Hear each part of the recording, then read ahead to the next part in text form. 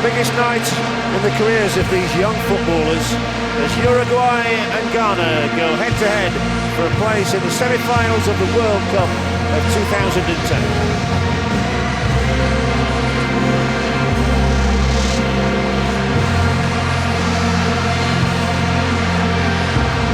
All the pomp and the circumstance of Soccer City and of the World Cup. Uruguay will be playing in the light blue traditional colours, and Ghana will be playing in the red and yellow, which they wore when they were triumphant against the American side.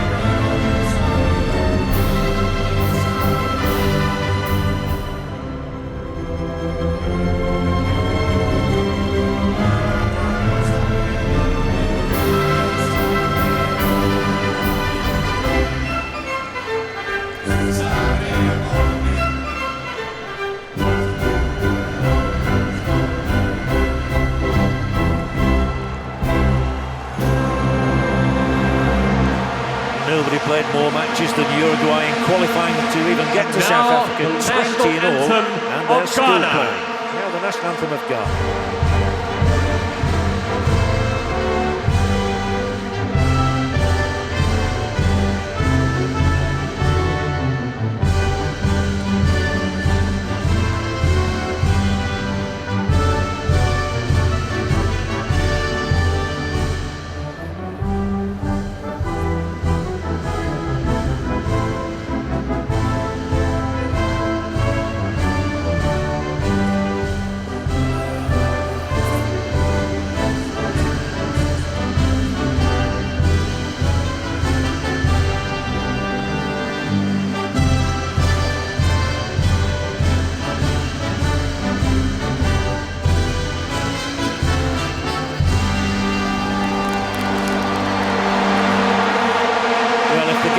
Were looking for some inspiration. They got it in a letter sent to their president of their football association by none other than Nelson Mandela, who told them the whole of Africa is behind you. We want you to go on and win the World Cup. Olegario Benquerença of Portugal is the man in charge, flanked by José Cardinal and Bertino Miranda. Alberto Undiano is the fourth official.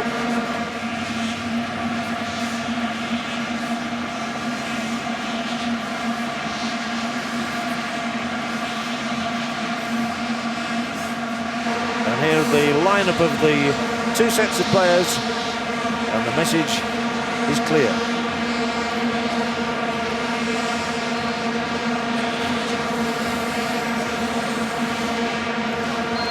And that message will go around the world, reverberating clearly from the players of Uruguay and Ghana, South America and Africa. Now on the side I was promising you, from Tabarez, Pereira out, and the other Alvaro Fernandez in, and with centre-back Diego Godin struggling with a thigh injury.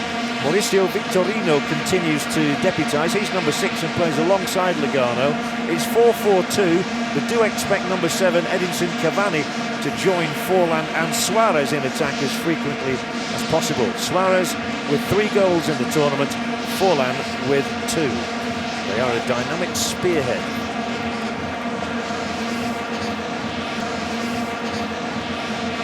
And that is Edinson Cavani. We now look at the way Ghana line up. They're forced into 2 changes, one of which they definitely didn't want to make. The exciting Dedi Adu is picking up 2 cautions and he's out of the match, so the experienced Sully Muntari comes in on the left flank, and with Jonathan Mensah also suspended, there's a place for Isaac Vorsa at centre-back alongside John Mensah, number 5, but that's good news. Vorsa was first choice at the beginning of the tournament, and he's timed his return to fitness to perfection in the absence of Jonathan Mensah. Gian, Ghana's top scorer. It was a thrilling goal. He contributed to knock out the United States.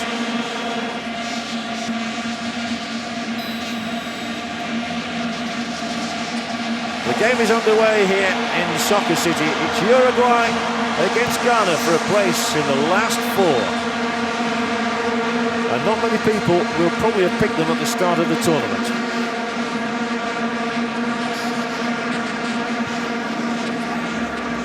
Uruguay, a great side pre-war, and then in the early 50s and 60s they lost their way a bit in recent times.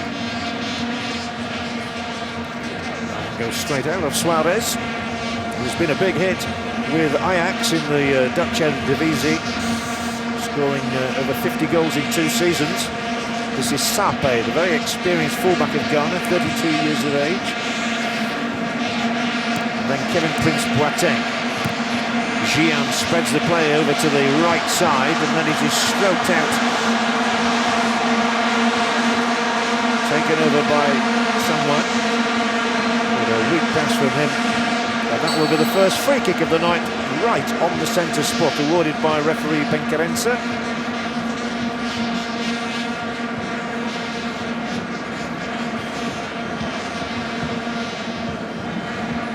John Mensah in rather roughly there.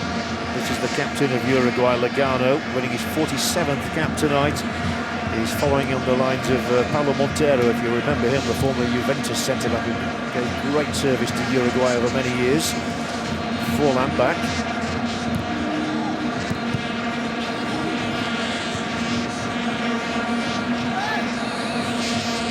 Tussling for possession out there is Cavani, who played on the right side against the United States, but tonight shows his versatility by playing on the left.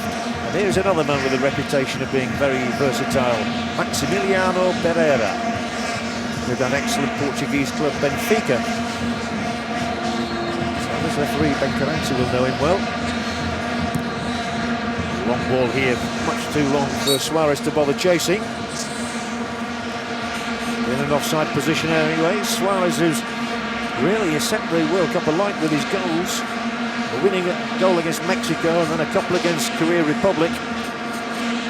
So he's in sharp form. And there the coach Tabarez of Uruguay, 63 years of age now. His 9th World Cup match, and that brings him level with Juan Lopez, who was in charge between 1950 and 1954.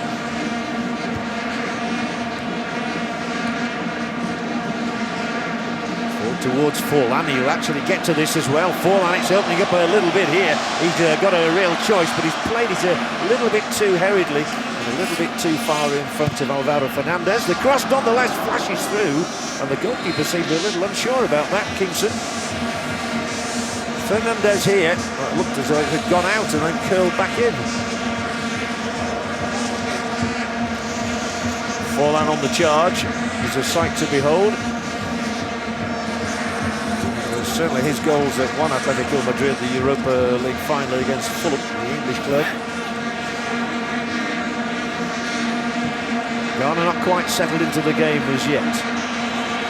There goes Appiah, who plays with Bayer Leverkusen in Germany. He'll have Michael Ballack as a colleague next season after the former, the German captain when he's normally around, after his move from Chelsea. Somewhat. Mantil. One for Gian to take on the thigh. Another real success story of these World Cup finals, Asamoah Gyan. Rajovac, the coach there, He had the unusual situation of coaching his team Ghana against the country of his birth, Serbia, in the very first match. And Ghana won it by 1-0. That will be the first corner of the match, and it goes to the South Americans. There have been 4 victories for South American teams over Africans in this World Cup already. Forster with the touch on it. First corner of the night for Uruguay. Forlan takes a lot of the set pieces for Uruguayans. There'll be a massive audience in South America for this one. All those who couldn't get to Africa. It's drilled in hard and low and then booted straight back out by Incoum. Pat on the back for Samuel Incoum, one of the youngest players here at just 20 years of age. He helped the under-20 side actually win the world title in Egypt not long ago. About 8 or 9 months, that's all. Forlan could try again. He'd probably get a bit more height on this one. He does. The defender got there before goalkeeper, and that's gone out, slewed off the outside of the boot of Arivalho.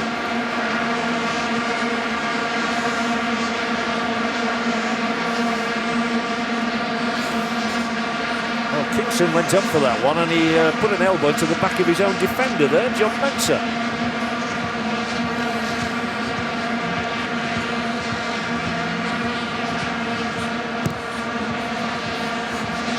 Ghana have scored some of the earliest goals in this World Cup. They're netted after just 5 minutes against the United States to Kevin Prince-Boateng. Not so early tonight.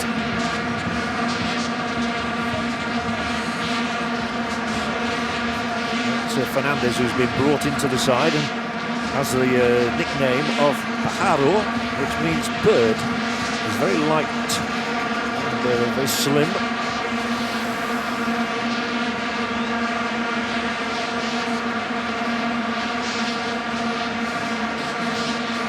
It's a great stadium, isn't it? Soccer City here in Johannesburg, recently constructed. It's a remodelled stadium.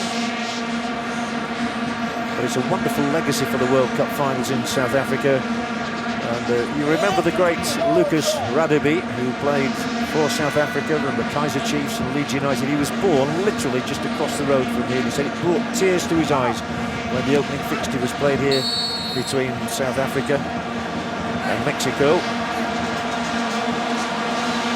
Well, Ghana have a promising position. First time they've been this close to the Uruguayan goal. Victorino, an uncompromising defender, but he's overdone it slightly here, so Muntari will aim this one in. Gian is often on the end of things like this, and they're summoning 5 players in the red and yellow. With a Sambwa also just hanging around outside the D. So this is Muntari, headed away successfully. Here is that man, the Sambwa, who was outside the area and pops in the shot wide of the goal. Not got a goal in these World Cup finals yet, Quadio Asamoah. He plays for Udinese in Italy. Seems a long time now since Italy went home.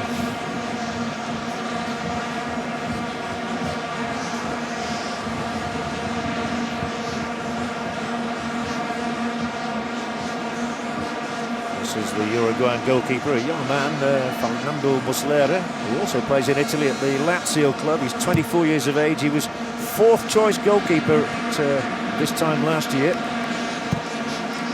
He's gradually moved up through the pecking order.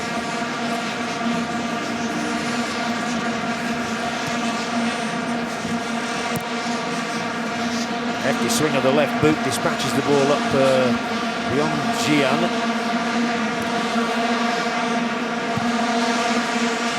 Not a great deal happening so far in these opening skirmishes. That's probably to be expected.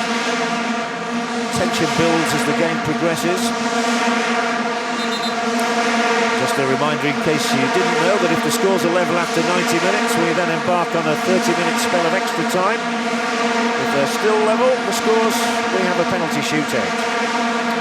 We have had one already in this World Cup. Paraguay defeating Japan by that route.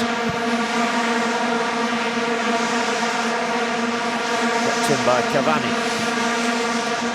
ball will surely be too long again, and runs out harmlessly. With a message to impart, he's still a very young man as well, just finding his way in this game at 23. He's done well though in Serie A in Italy with Palermo.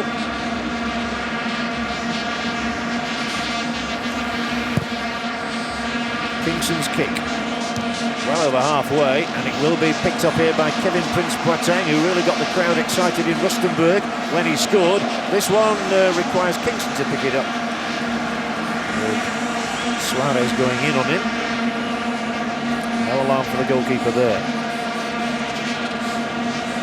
This is Boateng. There's another Boateng. Derek on the bench for Ghana as well. Across to Panzer.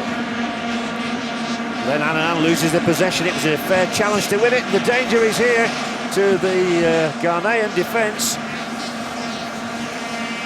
Suarez trying to find a way in. Kingston beats it away. First real chance in the game, and it was a bit of sloppy play from Annan that allowed that opportunity to present itself for the South Americans. Now Kevin Prince-Boateng, a rather ambitious ball. 10 minutes have gone by, we haven't had a go. Now this, by the way, is the first time that Uruguay and Ghana have ever met at senior level. This was the moment when Suarez got the ball inside the area, shows the right foot. He's a two-footed player though, unlike many footballer here. It's surprising how many players even at this level are one-footed.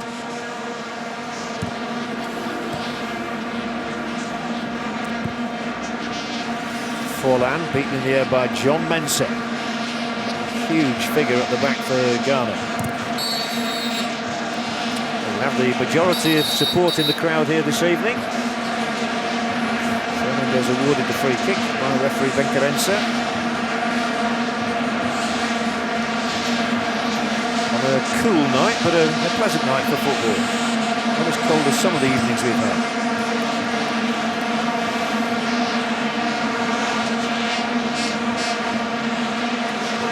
A good playing surface as well. Perez will leave the throwing duties to Pereira. And that's another free kick, this time against Muntari.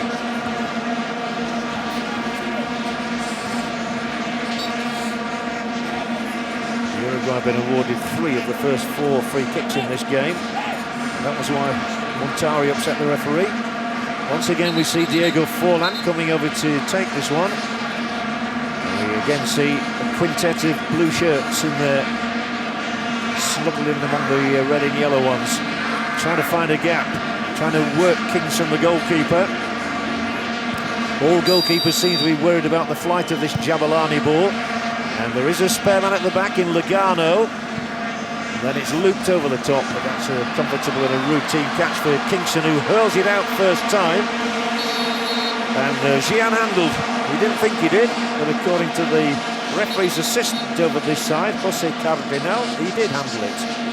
Stop protesting, he says. You never win. There's no point in it. Top of the arm, maybe.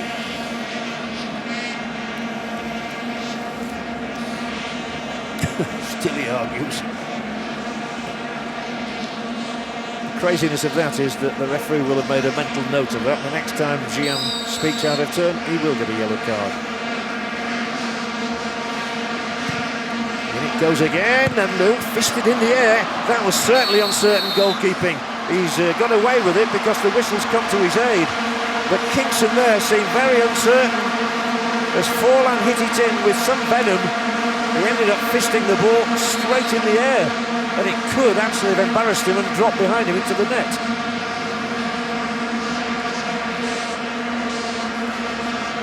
Looks as though he was about to throttle Luis Suarez.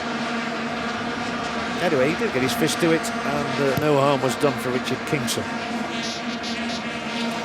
Muntari, just beyond Gian, shepherded away to safety by Victorino, who is deputising once again in here for Diego Godin. Well, all clever little flicks, the crowd excited by that, but it's going to be a goal kick nonetheless.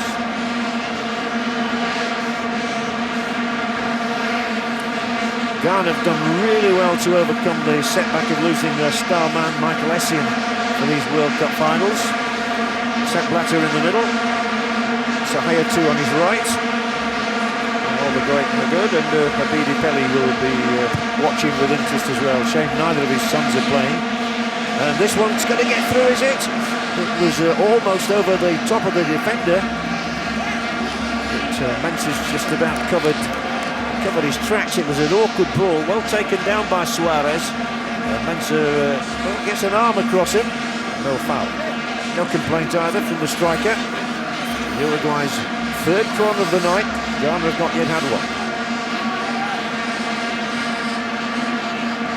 Is there to be a breakthrough just inside the quarter-hour mark? From a Diego Forlan corner for Uruguay. Kingston looking anxious on the line. Plenty of height on this one. Once again, the referee's whistle means that there can't be an outcome to the corner kick. No doubt he's seen a little pushing and shoving there. No more than we often see without a whistle.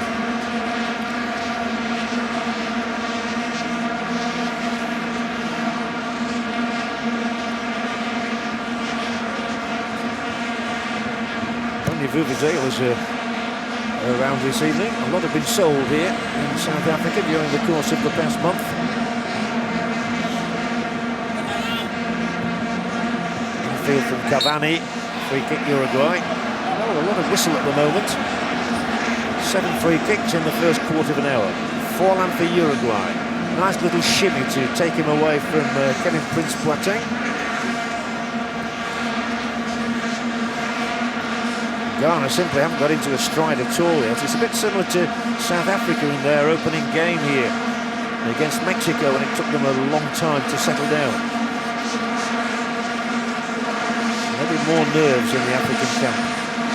Remember, they're the last African team left in the competition. Forlan, a delicate touch, well read by Prince Boateng. Now Muntari, then Anna. Gets the ball knotted up in his feet. Pantil.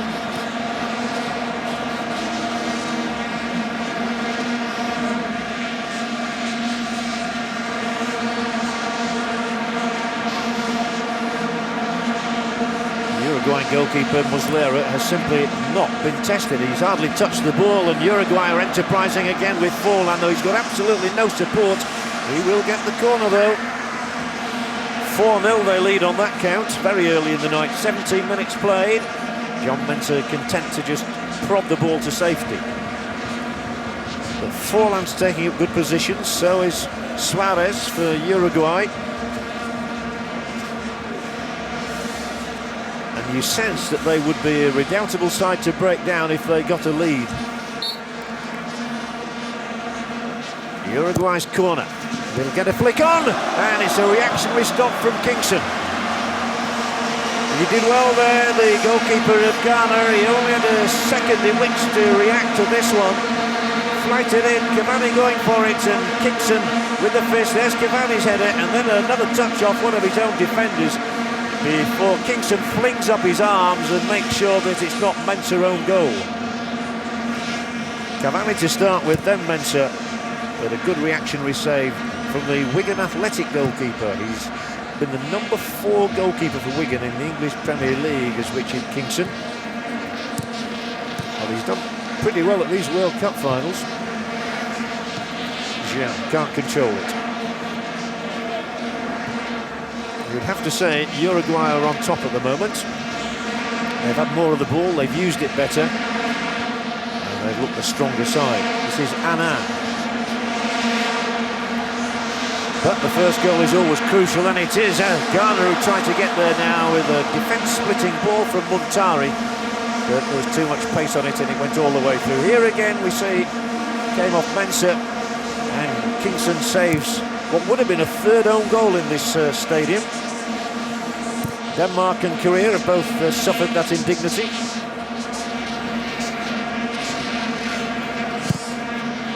Away by Sape. Taken down nicely. Then Anna. Pencil. Oh, that was a slicing challenge. The referee has said play on because they have an advantage, and Gian will backheel it to Montari. And Gian again, he's onside. They were a little unlucky there. The referee played an advantage. They would otherwise have had a free kick, and they are going to get one here now. And it is a booking. It's the first of the night. And it is that man again, Fouchile, who will be out of the next game. Jorge Fouchile, his second booking. And this is the next match. He'll be out of the semi-finals, but what it does mean, of course, is that he'd be back for the final if Uruguay made the final.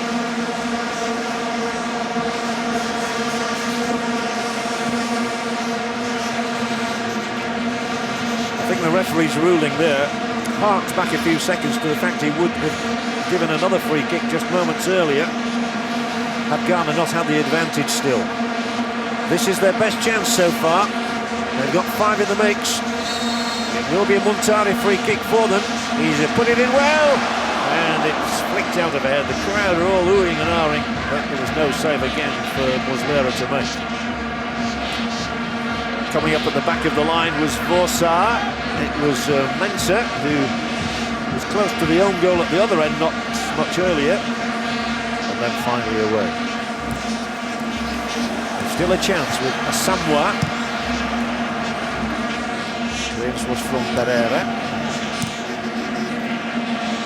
Ghana at last trying to get a control of the ball, but with 20 minutes played, as it started, 0-0. That extra time victory over the United States was the first that Ghana have ever played in World Cup finals. Never had extra time before. A long way to go before we can predict it here tonight as well.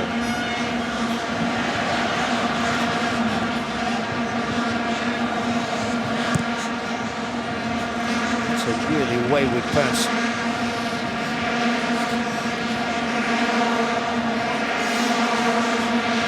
He's already looking at his watch. We can tell him nearly 70 minutes to go, Oscar. He certainly hasn't had the drama of this afternoon's game between the Netherlands and Brazil as yet. But there's a long way to go in the match. Drama can come at any given moment. Perez. Perez, who's been a rock in this side for a decade now. Pereira as well.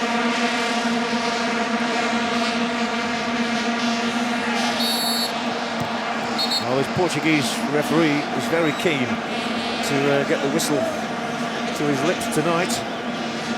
A lot of free kicks being given away, and this was the latest one for the push by Vorsa. And you can see the coach is flapping his arms around already. In a bit of consternation, I think. He's not happy about the number of free kicks they are conceding. It does seem strange to see Diego Forlan, their best striker, taking the free kicks back in what would normally be a centre-half position. I think they'd want him up there. Has he gone for goal? Well, if he had, it was a more than ambitious effort. Not quite sure what he was intending there. Maybe Suarez was supposed to come in on this one, but there's far too much loft on the ball for anybody. A couple of feet above everybody out on the field. Kevin Prince Boateng is back at centre-back now. Bit of a reshuffle out there at the moment, which won't last. Cavani can't control it. Anand does. The longer one is aimed across to Inkum.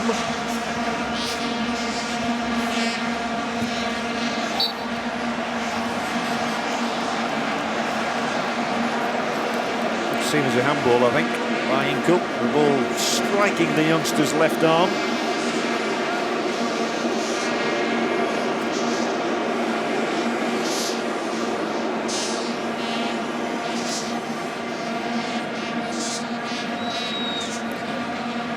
Lugano, who plays in Turkey these days at Fenerbahce in Istanbul.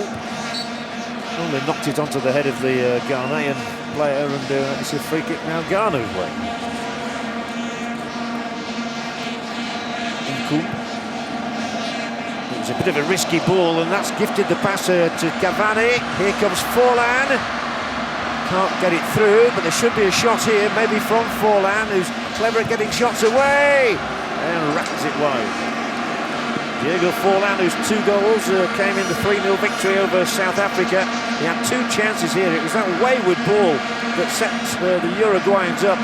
They took rather long about it, and at the second attempt, Forlan got the shot harmlessly wide. There had been an opening a moment earlier, which Arrivalio might have taken. Didn't have the confidence to try the shot, I don't think. Forlan did, but with no success at all.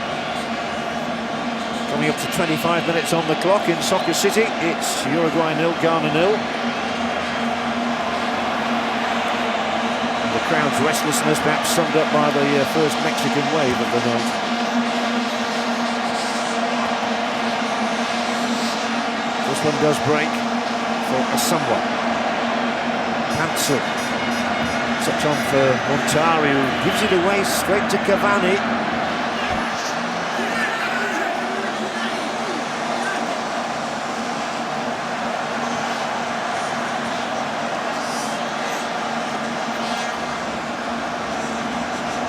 He's got through here with a shot over the top. Suarez, keeper Kingston having to fling himself into this one. Suarez, who's already got 3 goals, of course, in this World Cup. Close to 4, despite the lunge of Mensah. Good reactionary save once again from Kingston, and that's twice he's saved Ghana now. But there should be questions asked as to how Luis Suarez, with his reputation as well, was allowed so much shooting room. Uruguay continue to dominate in terms of attacking options. 5 corners to 0. They've got to make one count. They all came tearing in, and inevitably the ball again drops to Arrivalio. He's the one who picks up the pieces outside the penalty area. They need to be a bit steadier in their finishing, do Uruguay. There's a problem for Lugano, who's gone down. This is why, I think, pushing the back from Vorsar, and maybe he landed awkwardly. There it is again. And actually what happened was, I think, the big defender Vorsar landed on top of him, on top of the back of the leg. Anyway, we're back underway, and Lugano's okay. Fushile took it down. Either side making headway yet.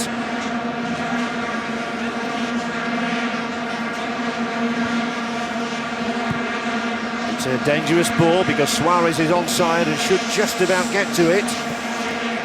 Yeah, he's just about kept it in, and will be another corner. Mensah's, I think, conceded every single one of the corners, but it shows he's doing his job.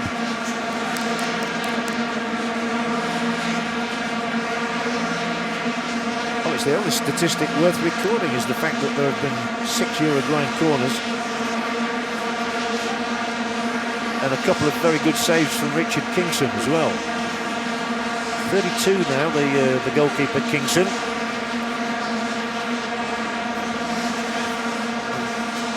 Once again, it's Forlan. A variation, it's short. And then Forlan loops it in. There could be something here, could there? No, Montari's headed it away safely.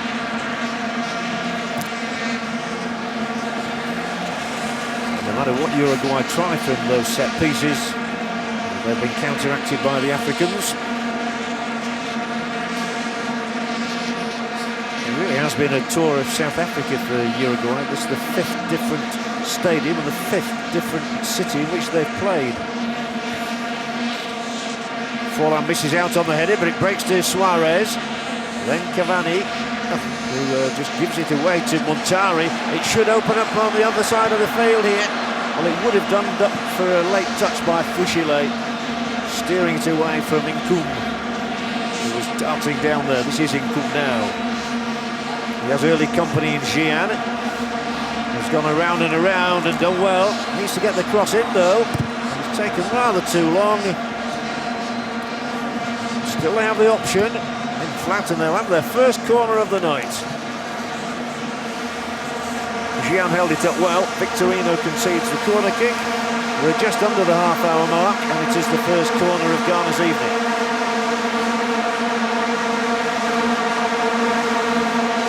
The vuvuzelas sound ever more resonantly. 6 corners to 1 it is.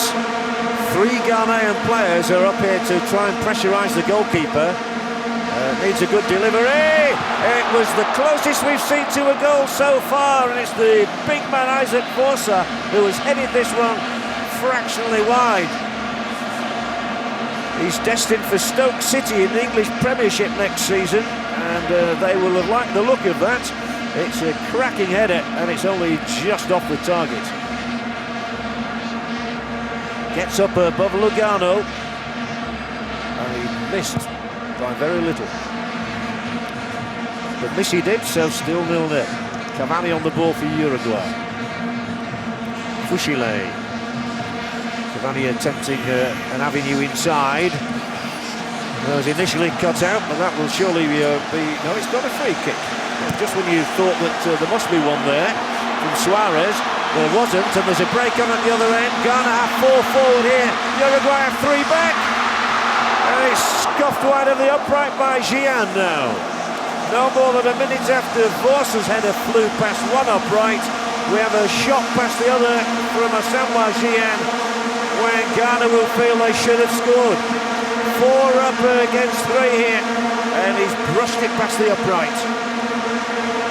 Not sure Ghana will get a better chance than that. More excitement in the last 2 minutes than we'd had in the previous 28. The scoreline remains unaltered.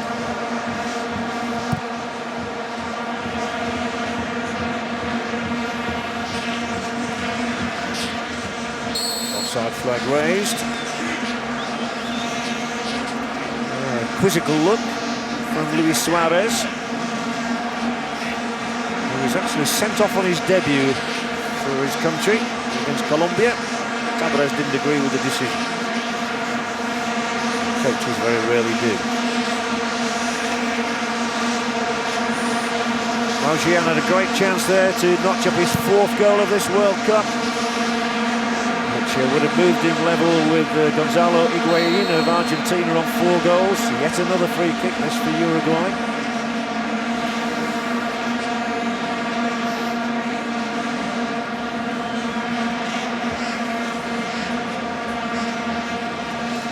Many of the South American officials who've been at this World Cup have already left as well. The feeling in FIFA must have been that there were so many South American sides left in the competition, one of them was going to make it through to the final, if not 2. Well, Brazil have gone out today.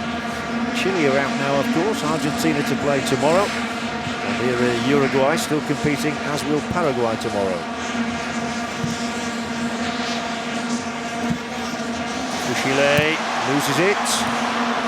Gian can make nothing of the initial ball.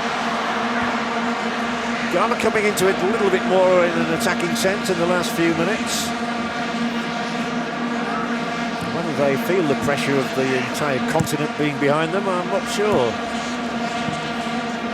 But it would be a massive fillip for African football as a whole if Ghana did reach the semi-finals of these World Cup finals of 2010. Pushing the back here from Inku.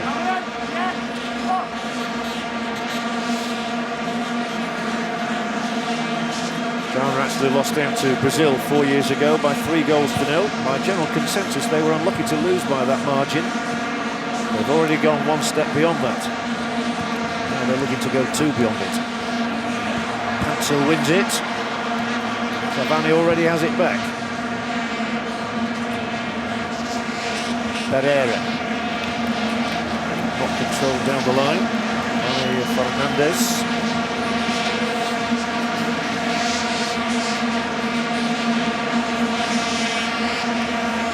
Nicely breasted down by Kevin Prince Boateng.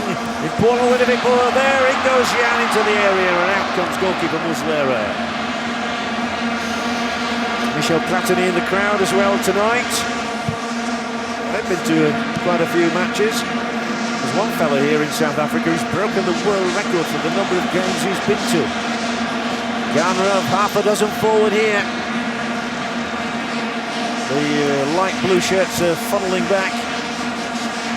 to good effect. Still Kevin Prince Boateng. Then it will be Annan. It's off a Uruguayan boot and it's squirted away for a second Uruguayan to get the clearance away. Now Muntari.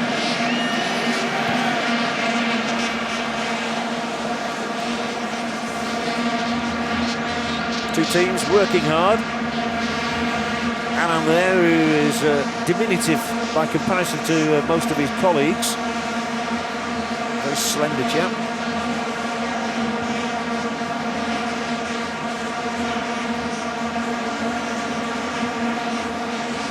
Just over 10 minutes remaining in the opening half, and there won't be much time to be added on for injuries either, not as things stand at the moment. Which is good news for the 22 players out there. Lugano, just touched back to Muslera.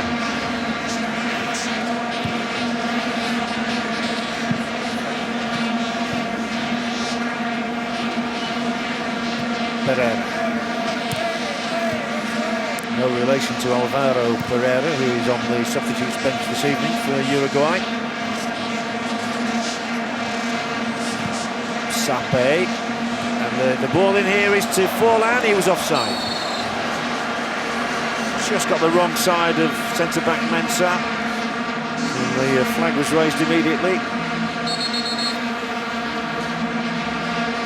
This is more like some of the early matches we saw in this World Cup, where tension ruled.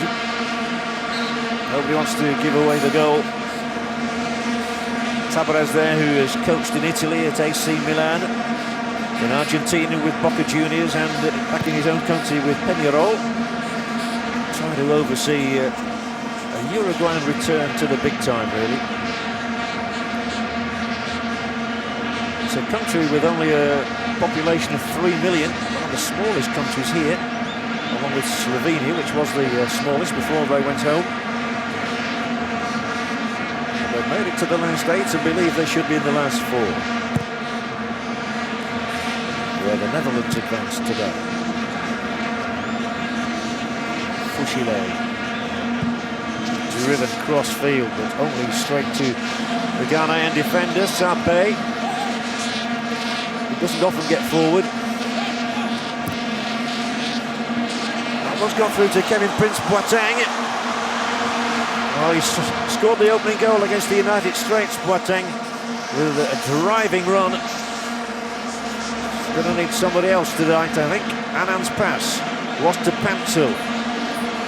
Then the ball in is good towards Gian. And well covered by the defender Pereira coming across there to make sure that neither Gian nor Kevin Prince Boateng got in the header. So they've certainly perked up of Ghana in the last few minutes, of which there are 8 remaining. And there our overhead shot. From the spider cam, it's called.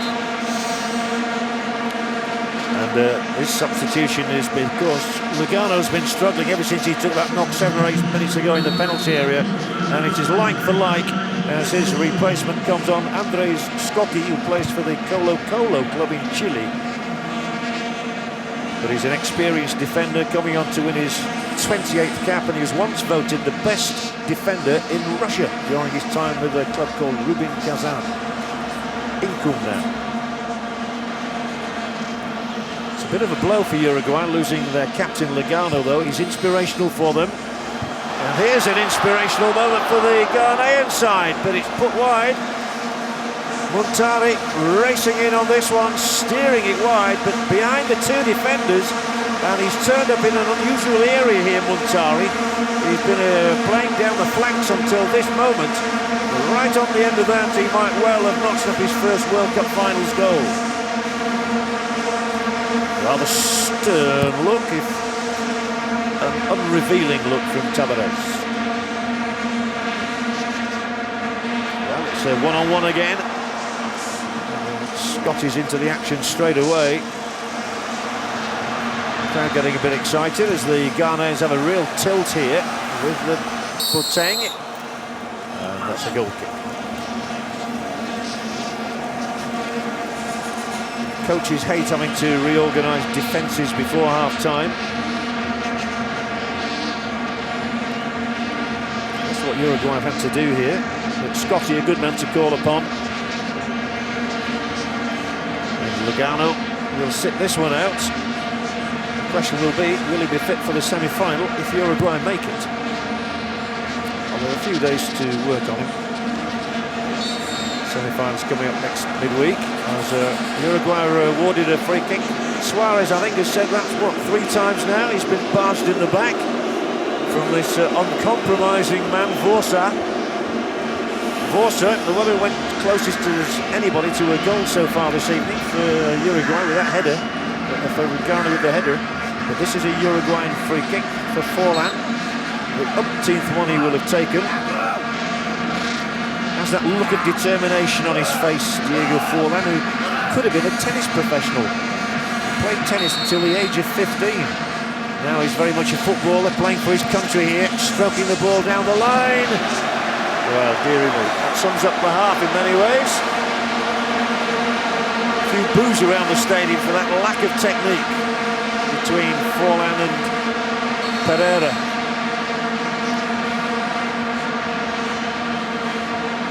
And the referee is now coming to have words with Vorsa. I think he's spoken once too often, probably. Oh, and then he's just gone down without reason. Well, the word is cut it out or you'll both go off. Suarez and Vorsa not on the best of terms at the moment. 5 minutes before half-time.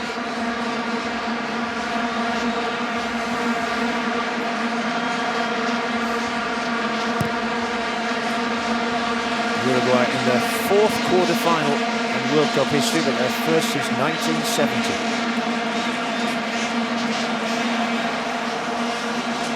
The World Cup was in Mexico, of course. That's good. That's a good play. And now Kevin Prince Boateng with the ball, which was well delivered. He needs to get it across. There does Incoum. Across it comes. The defender in the way is Fushile. Incoum made a back for the opponent who went down very hard, and straight away the referee reacts by saying we need somebody across here very sharply. Samuel Incoum there making the back for Fushile, and the medical attendants are already out there. It took them no more than 7 or 8 seconds to get across the entire playing surface to treat their man. Here is Fushile, you see, going way up over the top of Incoum. Not sure that the Ghanaian had any blame attached to him for that. That's a misread of the bounce of the ball from the Uruguayan defender. But having already lost their centre-half, Lugano, it would be another blow for them if they were to lose a second member of their back line. And Fushile landed very awkwardly. Lands on the elbow. Which is not good.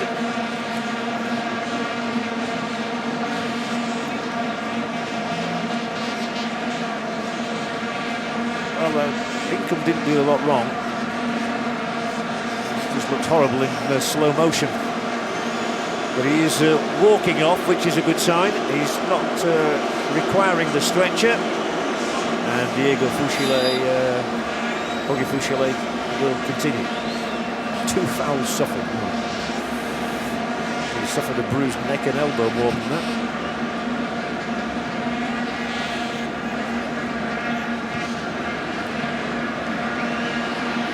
Two minutes before the break, but we will now have a minute at least of added time, I imagine. Ghana's passing has been better and crisper in the last few minutes. This is Gian, will go for goal.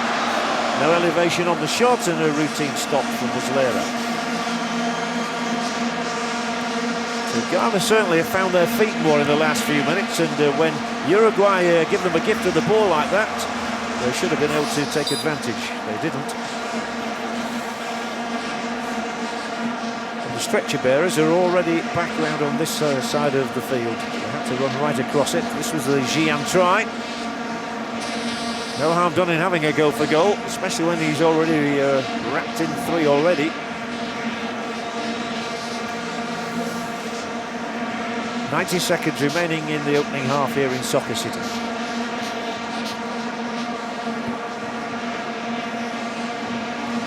in this stadium that Argentina scored 7 of their goals, 10 goals, top scorers in the tournament.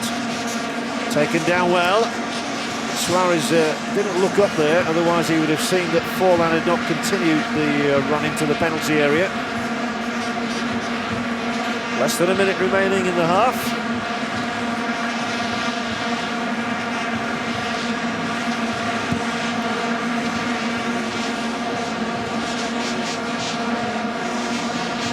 Cavani won't keep that in. It's interesting that Cavani's playing down the left tonight. He caused a few problems playing down the right against the Americans. This ball in is good, and the overhead kick carries it over the top and wide from Kevin Prince-Boateng. Chance, no doubt. In comes cross, first time.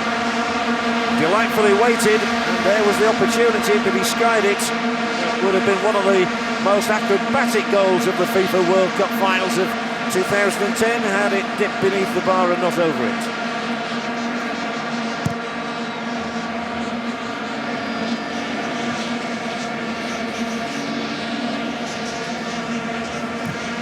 Steered to safety.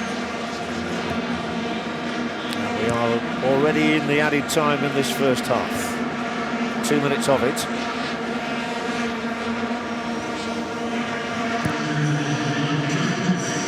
Long ball from Scotty, picked up by Samoa. Good ball too. So the one who scuttles into the action here to win the ball is Arrivalio.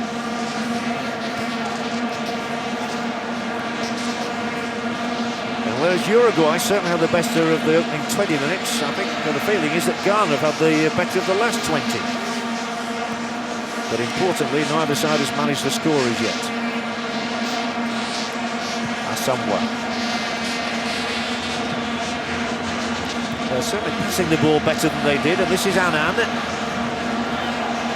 out by Victorino. Already they have it back again with Incoom, who's been a notable figure in the last few minutes. These long high balls will test the goalkeeper, but Muslera will hold on to it.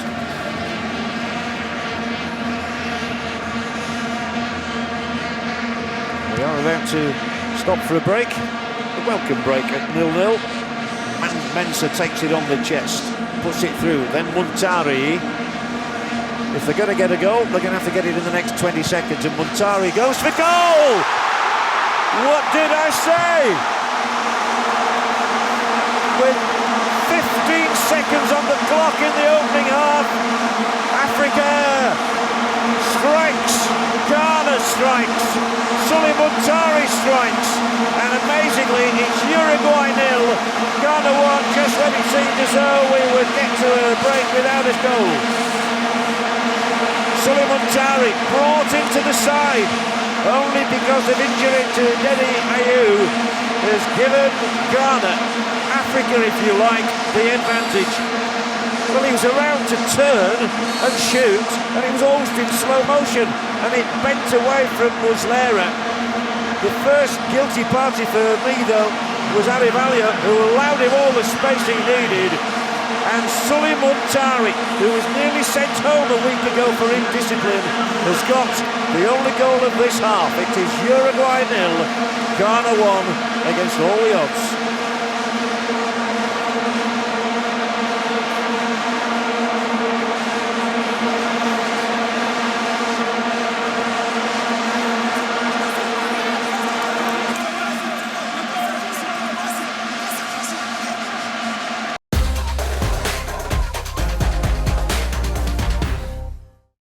And welcome to the 2010 FIFA Rewind World Cup halftime show.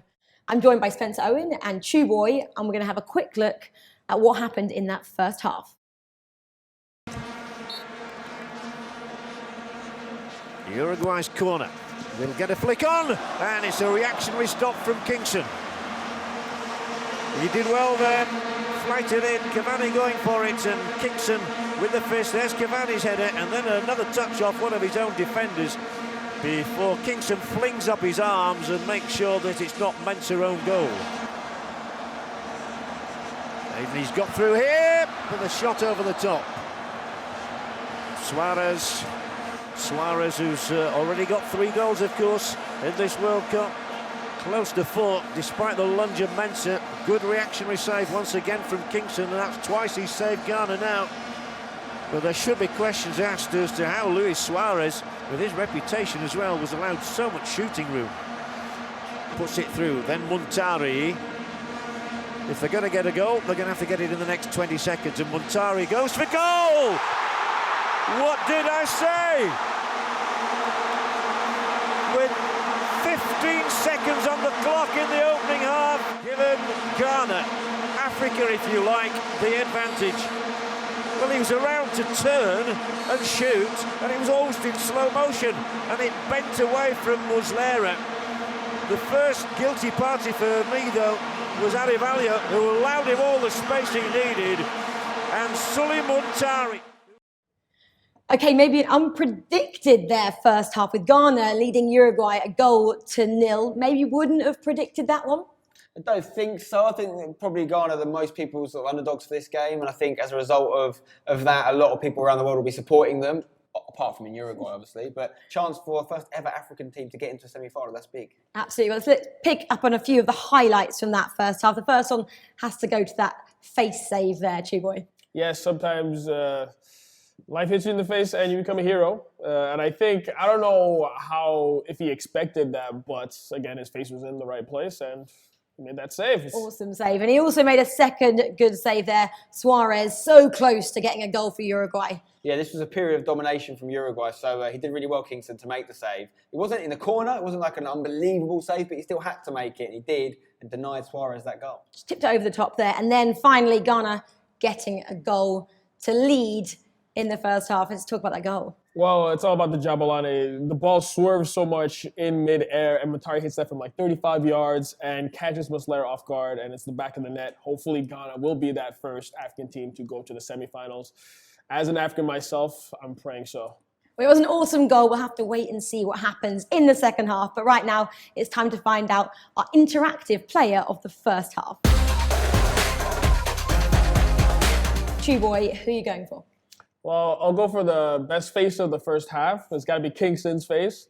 And the player himself, I think he's, Uruguay's been attacking a lot this first half. You saw that shot from Suarez and that reaction save that he made. He's keeping Ghana in this, so I think he's definitely got to be the best player of the first half. Absolutely. Spencer, would you agree, or are you picking someone else? Chu makes a very good case. I'm going with Muntari, though, the goal scorer. That's a special goal for a massive game, probably Ghana's biggest game ever in their history. To hit it from that distance, a lot of things had to happen for it to go in. You had GN ducking under it, you had the keeper taking a step in the wrong direction, but to score a goal of that kind of level, I think it's pretty special. I think he's got to be my player of the half. Okay, well, we've heard what these two have to say. So if you agree with Spencer, give us the thumbs up. If you agree with Chuboy, it's the heart.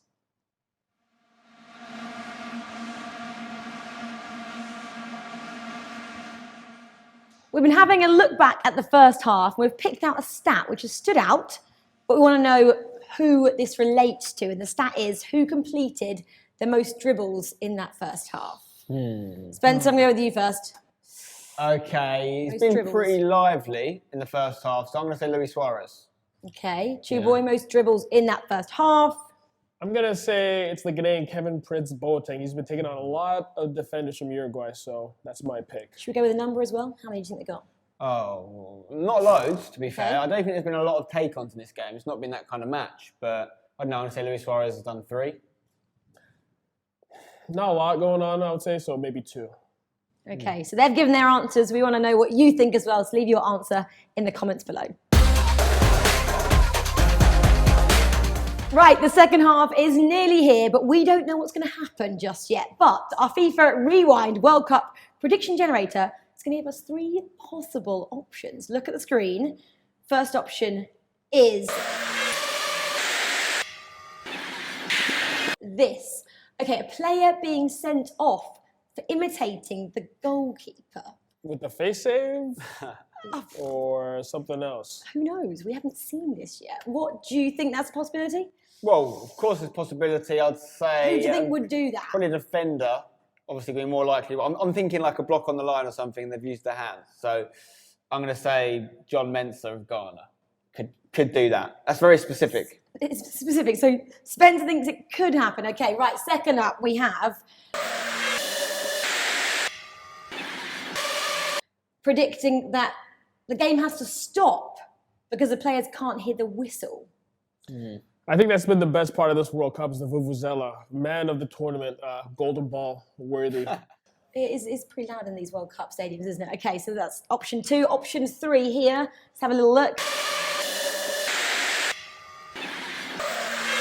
Okay, yeah, this is possible. Ghana being the first African side to reach the World Cup semi-final.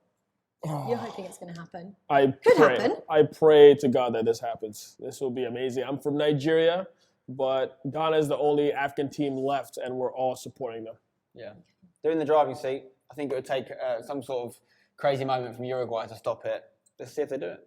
Well, those are predictions. Let's see what happens in the second half.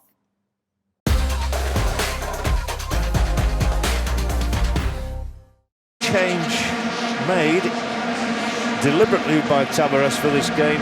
He's now been withdrawn and Lodero is on. 1-0 Ghana lead. Can they retain that lead or even add to it? They've scored 5 goals now in these World Cup finals. And at the risk of repeating myself, they are representing not just Ghana, but Africa.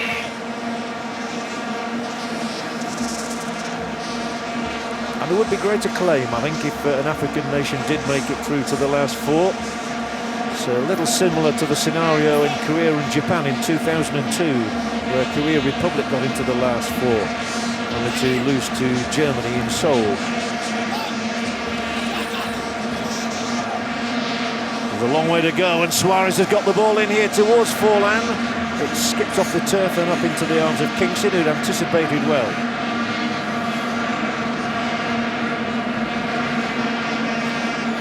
Today the Netherlands came from behind to beat Brazil, so hope is not forlorn, obviously, for Uruguay.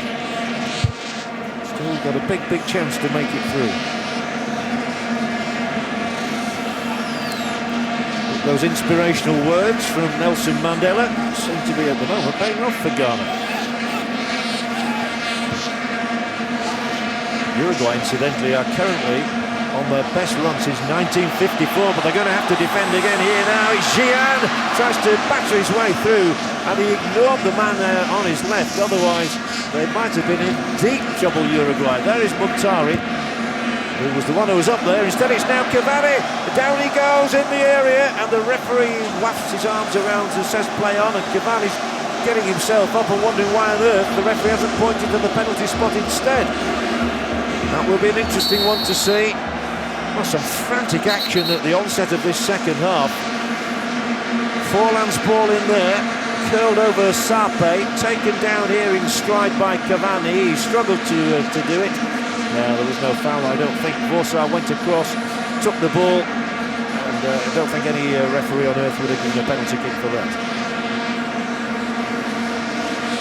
What we have got now is a free kick for Ghana, who had a chance themselves a moment earlier, but Gian was rather selfish. If he'd have fed Muntari, Ghana might have been 2 up. That's a weak giveaway away of the ball by Panzer. And that's another one to Prince Boateng. And another free kick here. Well, a lot of free kicks, and it's going to be a yellow card shown for Arivalho. Arivalho, who was at fault in the build-up to the goal, is now at fault in incurring a yellow card for himself in going across Kevin Boateng's body. He's the second Uruguayan cautioned after Fouchile in the first half. And the South American side are just putting themselves under some undue pressure at the moment. It is their best run since 1954. Incredible in the World Cup, unbeaten in their last 8 matches in all and 6 in the World Cup. But here they trail by a goal, and Ghana look to make it 2. But that's straight at the wall, and he felt that.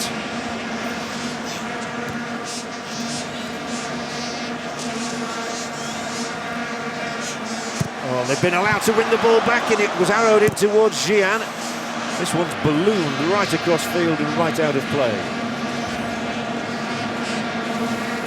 Well, that's straight at the young substitute Lodero, who's put his arms up there, which is always a dangerous ploy. We've seen referees been only too willing to award penalties. Ask Harry Kewell. That was against Ghana as well. Ghana, funnily enough, have had 4 penalties in World Cup matches, and they've scored from 3 of them.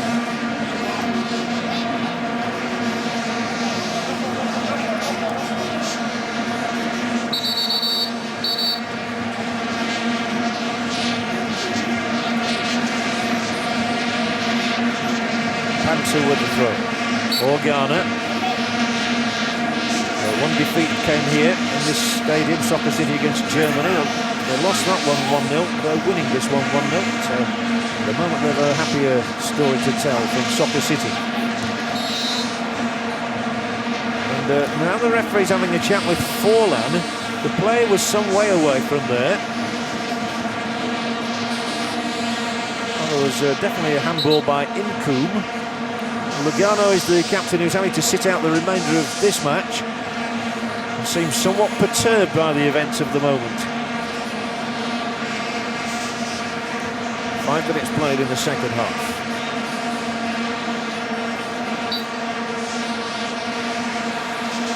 Ghana's free kick. Free strung across the edge of the 18-yard area. Headed safely away by Victorino. And then Asamoah. For Sape. Their passing has definitely picked up Ghana. They had an indifferent start to this match. It took them over 25 minutes to get going. But they're in the ascendancy at the moment. Another free kick. This referee's a bit whistle happy. There are 84,017 people in Soccer City this evening, captivated by this World Cup of 2010. Billions around the world watching. You believe the draw for the next World Cup finals takes place next July in Brazil. Over 200 countries will be competing, hoping to make it through to Brazil 2014. But here we are still in South Africa, with an African nation on course to become the first from that continent to reach the semi-finals.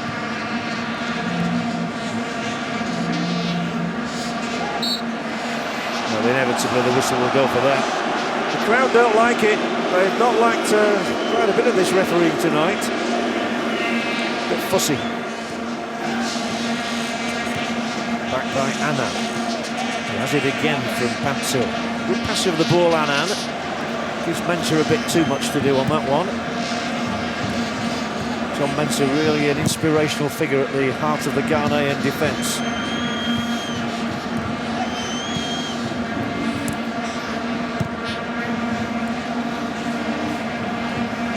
For some fluency here with Suarez and Cavani.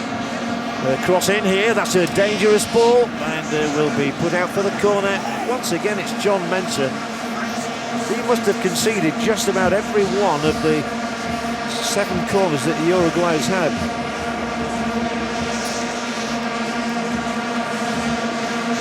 He is their rock. Forlan is Uruguay's corner taker. Centre-backs usually lope up for these. And it's a bit flat. Marivalio. And if he keeps this in, which he will, Ghana will have a 3-on-2 situation. They can try and exploit. Now 4 up there. And it's a really weak ball, although Asamoah's just got another touch on it. But it is cleared, very safely cleared, not only as far as Forlan, but in good company as well. Here come Uruguay, some real cut and thrust there. Suarez. The knockdown doesn't reach him. Both sides had opportunities there and couldn't take them because their technique let them down at the critical moment. Fushile, one of those has been booked, may go for goal here. Oh, checked, and well, it might have looked brutal. It's going to be a yellow card, certainly, for Pansu. Well, it was just the sudden stamping on the brakes there that undid Pansu. Look, Fushile suddenly stops dead in his tracks and he's caught. The referee really has no option. Pansu is the first Ghanaian caution this evening. Borsa and Annan on cards that would, if they get another one, would keep them out of the semi. And Forlan here is in a good position to curl one across Kingston. And there are 4 Uruguayan players at the moment in offside positions, but they'll seek to dash onside as Forlan plays it across. Will he go for the net? That's the big question here. Diego Forlan, a crucial moment in the match for Uruguay! Goal, Forlan! Clinically struck. And that's what makes him such a dangerous player. Kingston couldn't get anywhere near it. And Diego Forlan, who's become a real superstar for Uruguay over the last few years, has brought them back level. The Uruguayan commentators are going crazy. It's 1-1, and it's from the right moves of Diego Forlan. Look at the bend on it again. Kingston actually went the right way ultimately, but couldn't get there. Cracking goal. It ignites the match again. Game on. 1-1. Forlan's third of the finals. And one of the best free kicks we've seen struck.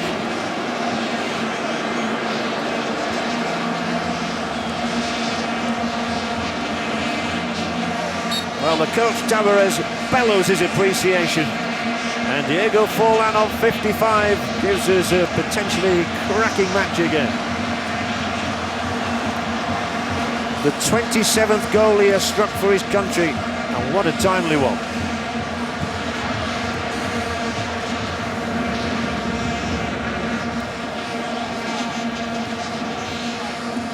It's up to Ghana to respond now.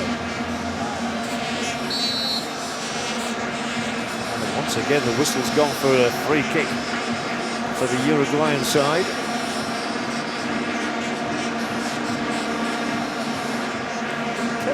Putting an absolutely needless arm across the back of Victorino. As we see Forlan strike again, we see a goalkeeper totally confounded by the swerve on the ball. Kingston set off to his right, tried to bend in mid-air and was too late. And Uruguay are suddenly not only back in this one, but forcing the issue, but over-forcing it there. And the free kick conceded by Suarez, who has now been joined on 3 goals by Forlan. 3 apiece they have.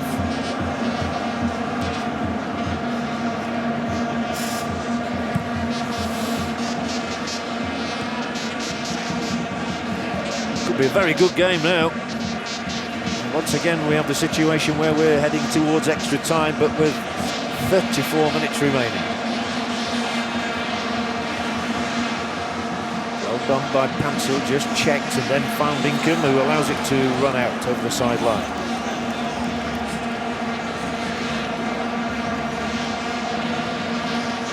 Pansel's header. Uruguay will be rejuvenated. They were rocking just a little bit, and Ghana had the opportunity to go 2 goals ahead. Now suddenly they find themselves defending once again. The ball is heading back across his own area. Forlan couldn't get there. Kingston comes out and instigates a move forward. It's cut and thrust at the moment. This is Kevin Prince Boateng into a good position here. Can they find the lead once more? Muslera beats it away. Muntari goes for it. Corner kick. Gian's shot. And once again we see a goalkeeper preferring to just parry the shot rather than retain possession of the ball. Muslera probably had no option there. A big right hand comes out to prevent him crossing the line. Ghana's corner.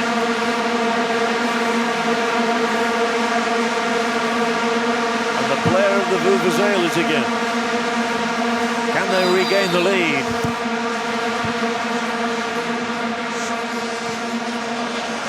Total fresh air shot. But they still have, well, they had options until the ball was played directly out. Gian once again proving a handful. He always gets the shots away. He was actually in an offside position there. The flag should have gone up. And had he scored from that, you can imagine the headlines. Ladero muscled out of it. Straight through the legs of the referee.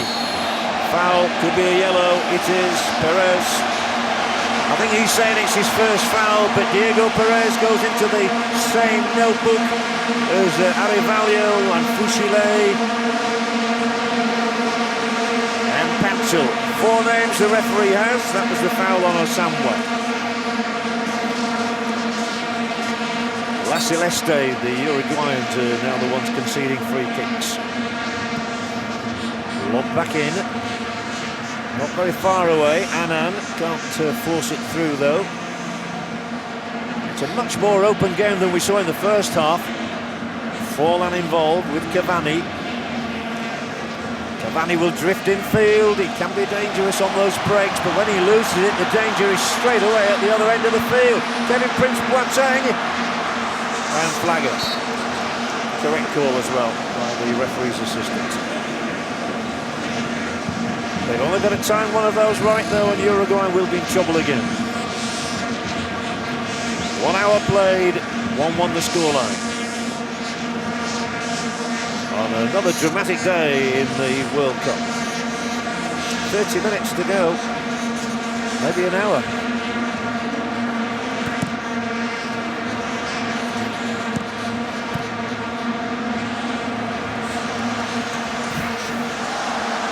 Well, the crowd are roaring for a free kick this time, but the referee is going to give it. Just to confuse everybody.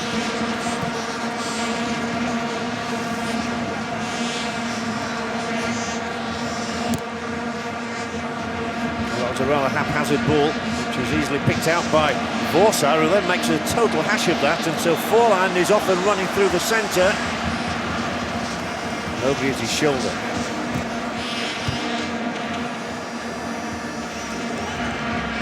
Oh, what was Kingston doing there? He's not an outfield player, that's for sure. The ball actually bulleted back to him. It's had a spin on it, but he needs to work on his footwork, I think. How embarrassing would it be for him if Uruguay were to score now?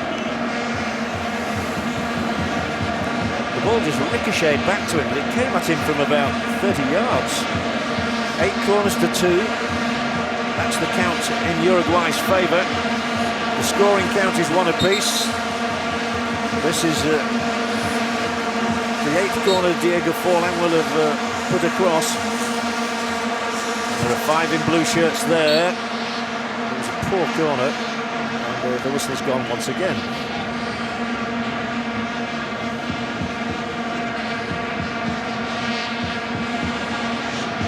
Bodies all over the place. Quite sure how you sort all that lot out, but it was Suarez who really caught Sarpe there. And the Uruguayans have the option here with Cavani, edge of that 18-yard area. That's a poor attempted cross, really. He'd all the time in the world. He could have steadied the ship. Could have looked up and seen what was on offer.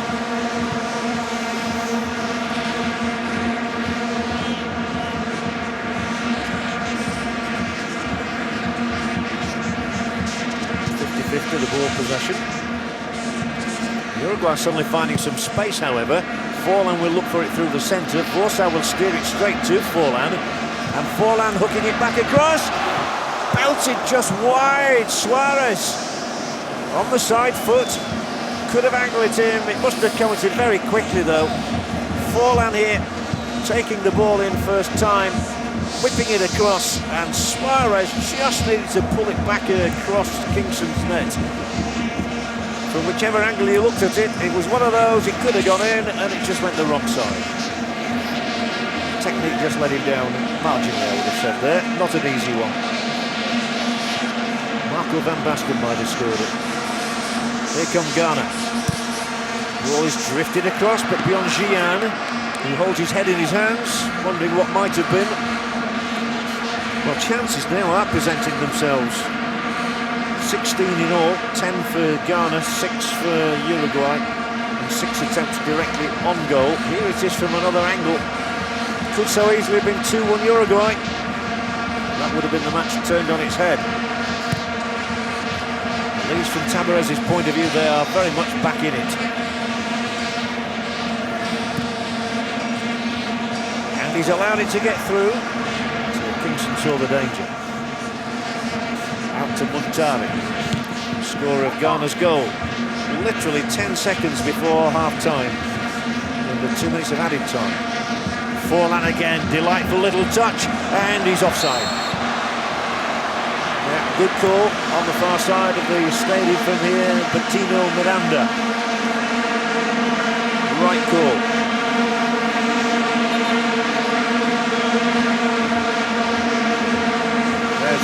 That's the moment he's gone. Maybe he wasn't. Maybe he was level.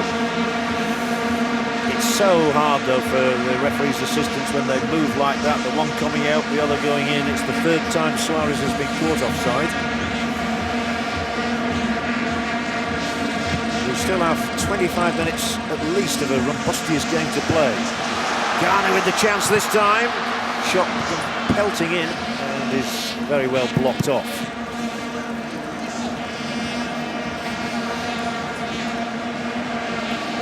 Fushile's been an outstanding defender for Uruguay, and he was again there. He's the one who is now confronting the Ghanaian attacker. They'll have it back once more. They've got an insatiable appetite for work, this Ghanaian side, and Annan slips the pass wide to Jian, who stayed out there from the original incident. The ball in is good and fisted away by Muslera. No question of a foul. Muslera having to react here with Kevin Prince Boateng up for it. Could just call him Prince because that's what it says on the shirt. And here they go, down he goes. And well, the referee could have given anything. He could have given a penalty, could have given a dive. In the end he gave nothing. There was a slight tug on the shorts. Down he went in the Uruguayan sandwich. There's the pull on the shirt, which went unpunished, a pull from Pereira.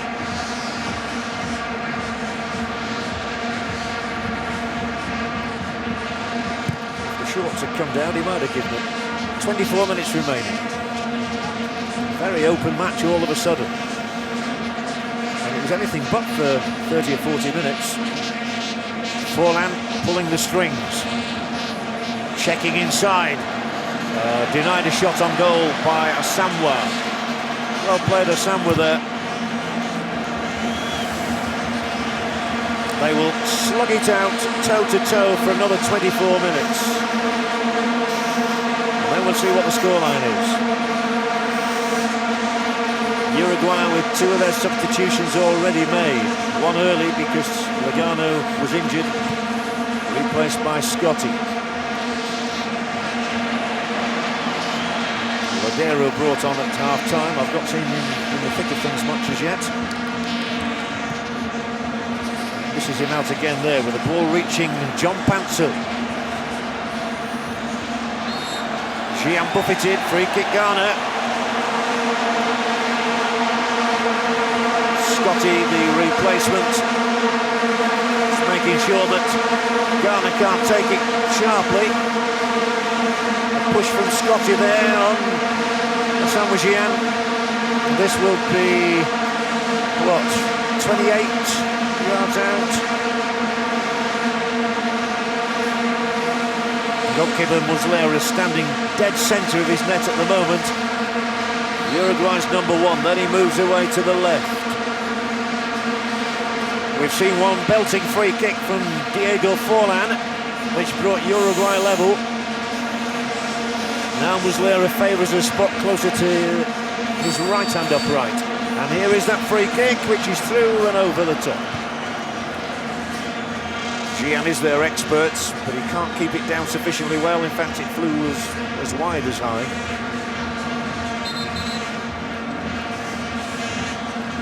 Manu substitutes warming up down on the touchline, hopeful.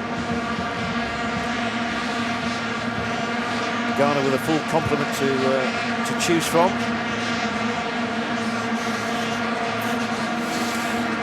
That's of those who were on the start list at the beginning of the evening. You can't choose Andre Ayew or Jonathan Mensah tonight. They're both suspended, but everybody else available to coach Riley. Prince Boateng. Jian is still on it, slides it through. Sape Too much on this one for Montari, who catches Pereira. Every time you hear the referee blow the whistle, you almost expect the yellow card to come out, but it's not going to do on this occasion. But there have already been 26 free kicks in this game for fouls.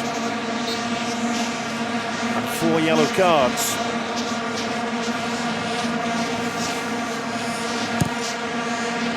Uruguay's turn to come now. Up in the air from Borsa.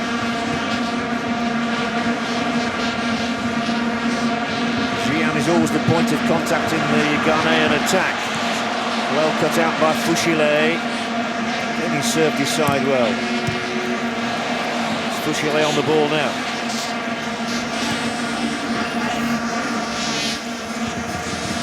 Good advancement by the South Americans here. Most of them from Montevideo, and the chance presents itself, and clicks. Well, apparently Vincent didn't get a touch on it, did he? He must have done, surely. Fouchile's ball, and then he continues the run. Suarez with the shots. It was going in until the keeper thrust up the arms again, and they thought they were about to be in the lead.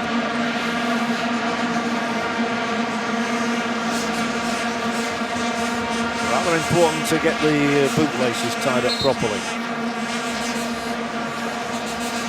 Forlan, who has scored a goal from a corner kick, from a free kick, now takes the corner kick.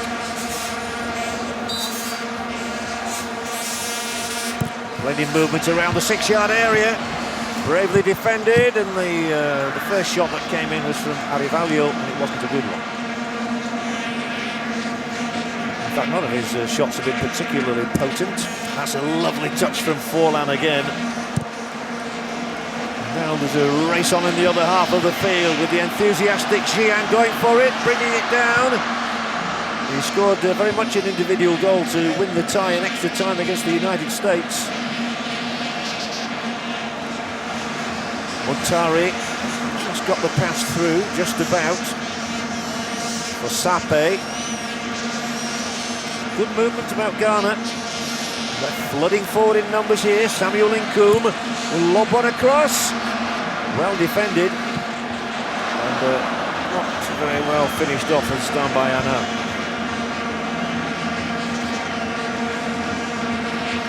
When you watch Ghana in this mood, it's hard to believe that they lost qualifying matches. We see the clearing header from Mensah there. They lost qualifying matches to Benin, Gabon and Libya. And here they are trying to get into the last 4 of the World Cup finals.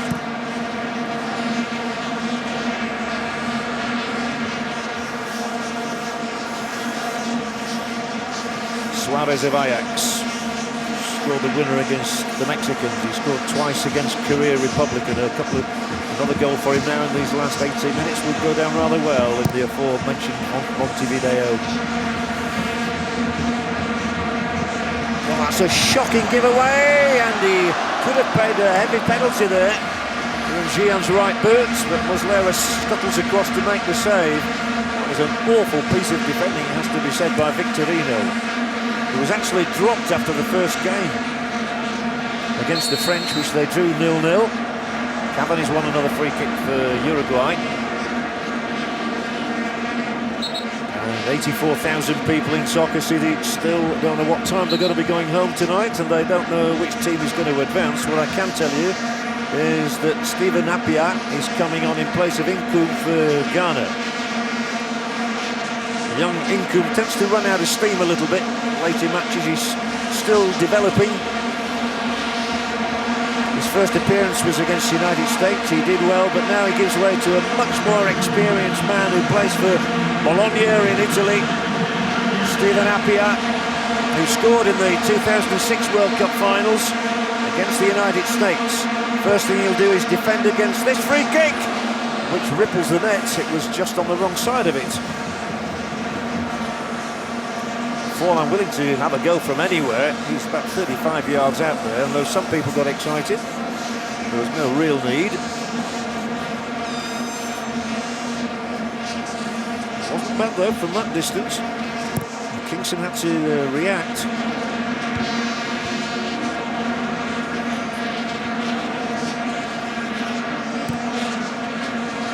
all sorts of phases of this match. Uruguay on top for the first 20 minutes. Ghana on top for the last 20 of the first half, maybe.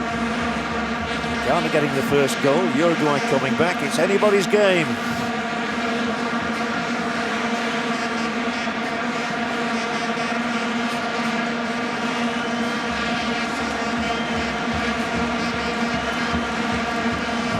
Before long, they will, well, they're obviously still thinking of substitutions there from that shot of Suarez and his assistant. In fact, they are going to make a switch. They're going to bring on the experienced Sebastian Abreu, 33-year-old striker called El Loco. They might not... Oh, that's offside. Abreu has got some extraordinary statistics against his name. More of that in a moment when he comes on.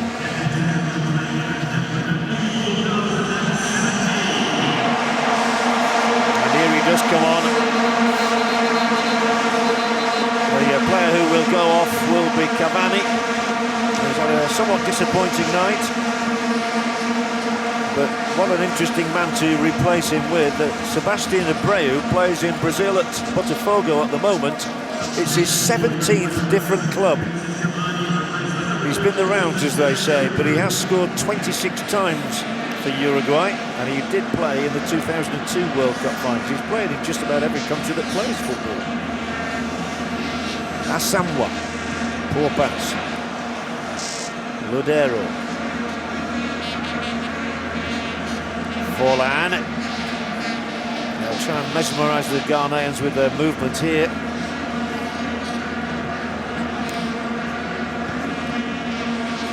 Cross to Arivalho.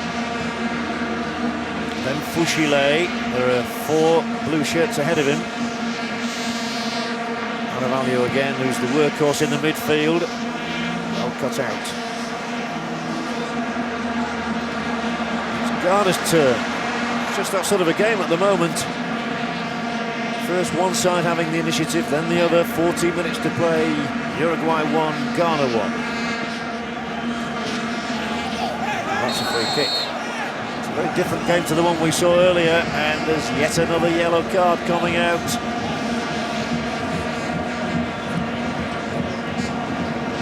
Sape,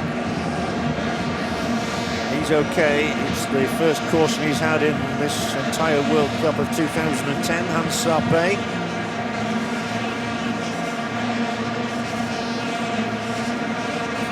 But Ghana do now have 6 players who are on yellow cards in the tournament, not in this match. Sape and Hansel, the 2 fullbacks in this game, who are among those in there defending against yet another Forlan free kick. And it's a good one, and it's wide.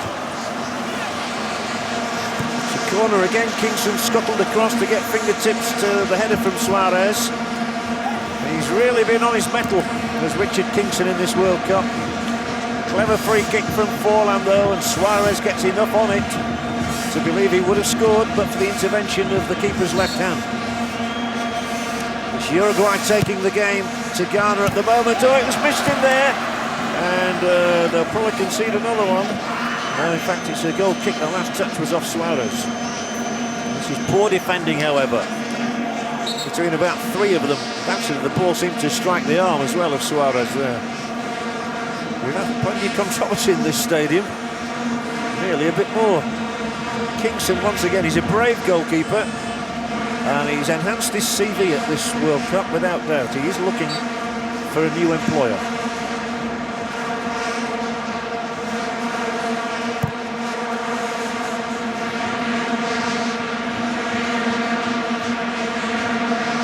The goal now could prove decisive. And it's just too far away from Suarez. The lively leader of the line. And it's interesting that Abreu has tucked himself in just behind Forlan and Suarez. So Forlan is pushed a little bit further forward here now with the withdrawal of Cavani. That's the first touch that Appiah's had on the ball since his arrival as substitute. Appiah came on in the 74th minute. We've now had 79 minutes of play. This one is swung in there. Well dealt with by Scotty. Sape. Appiah. Montari, two very experienced men, but that was straight onto the head of Arrivaglio. Looped by Pansel. He's on the ball again now. He's got plenty of room with which to manoeuvre, and there are three Ghanaians up around the edge of the 18-yard area. Victorino's clearing header.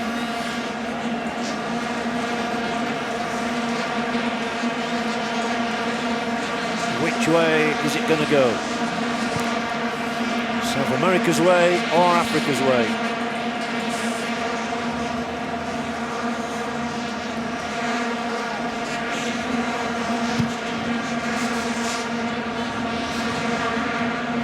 Montari, scorer of that dramatic goal just before the break. Both goals tonight have seen the ball swerve and confuse the goalkeeper. Pansel.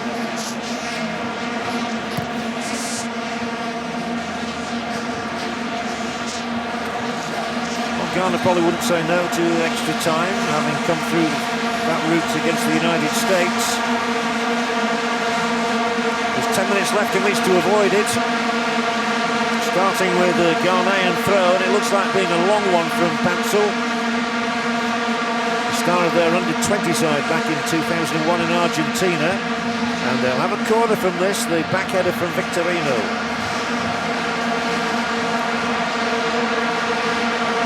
A little bit of nonsense again with Gian there, cuffing his man around the ear.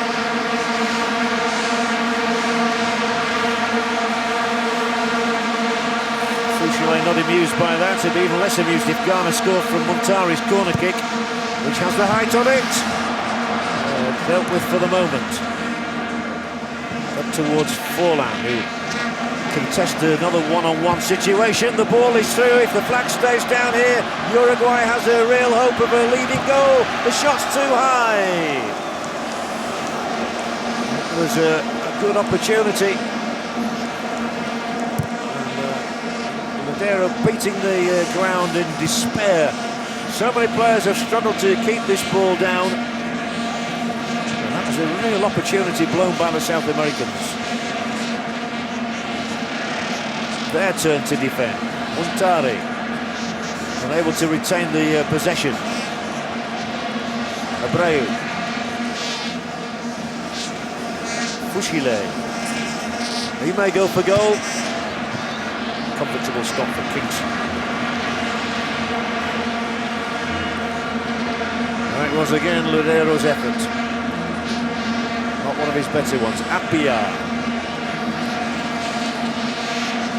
Pansel has to decide whether to bring Gian to play on the outside. Gian often through the middle, sometimes down the flanks. The blue is stymied for the moment, and that's a very hopeful punt from distance. No goals in the World Cup final so far for Kwadwo Samoa.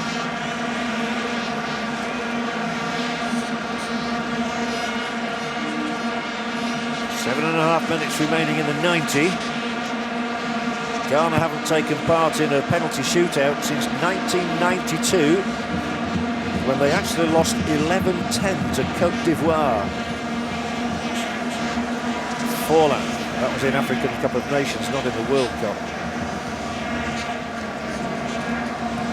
Mensah steps in. Montari loses the possession. Can Uruguay prosper from this? It in towards Forlan, who gets a touch on it, but the flag was raised anyway. Wouldn't have counted even if he'd nudged it beyond Kingston. Nobody wants to make a mistake with 7 minutes to go. We'll just see whether the two sides try to slow it down, run down the clock now and settle for another 30 minutes. Abreu. You can't miss him with the flowing locks.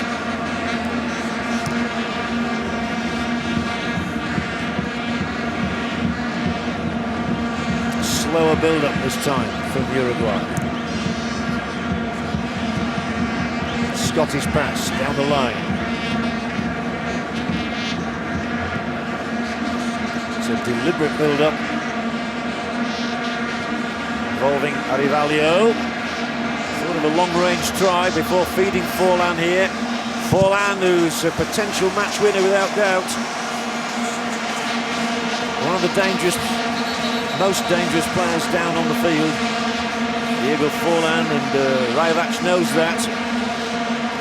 He's one of the calmer coaches, is Rajovac, a 56-year-old Serb, former Red Star Belgrade man. That was the offside call. And he was off, Forlan. 2 minor repairs being carried out on the touchline. We saw Forlan's toe make contact with the ball, but he was offside anyway. Uruguay creating things late on here with Fushile. Disappointing cross onto the top of the net. Coming up to 5 minutes remaining in the 90.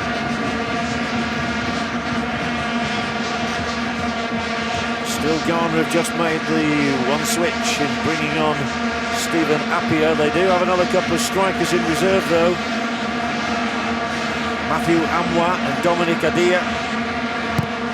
Plus Prince Tego started the first 3 matches and then lost his place. 5 minutes to go, 1-1 is the scoreline. And no prediction forthcoming, because remember that goal in the first half came after 1 minute and 50 seconds of the 2 minutes of added time. Anything can yet happen.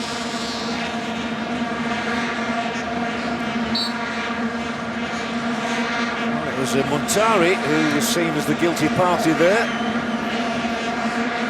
So it was a Uruguay free kick, and they tried to prosper down the right. Short from Perez. Also lost. And on they come Ghana. Critical win of the ball there from Scotty.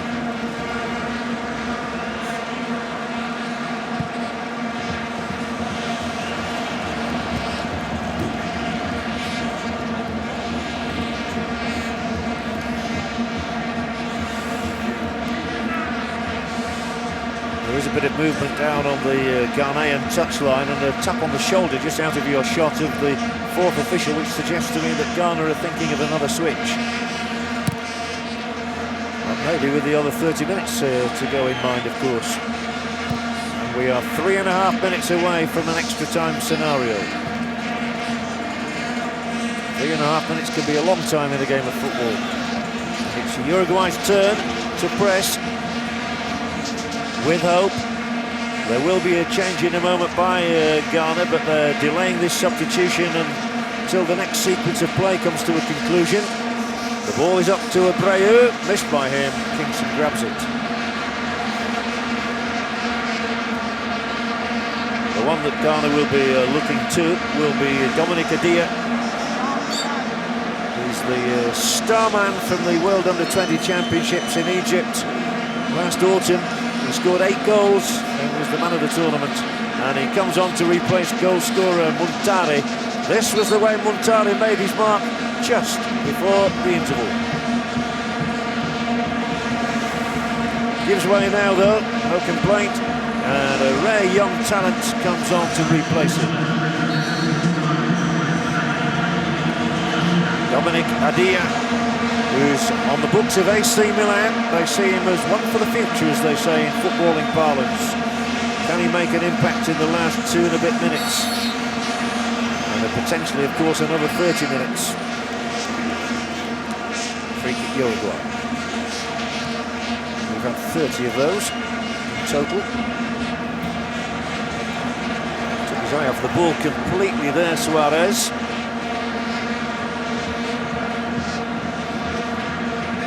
Ghana's last match went to extra time.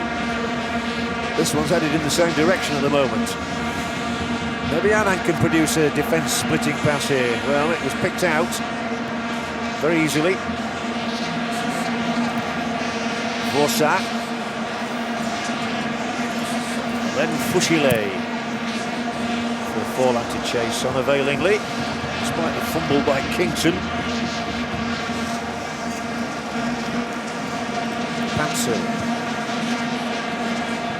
Kevin Prince Boateng can't take it down, but Ghana will have the throw-in. Jian trying to find a bit of space. And so will be Adia. It's going to be the long one.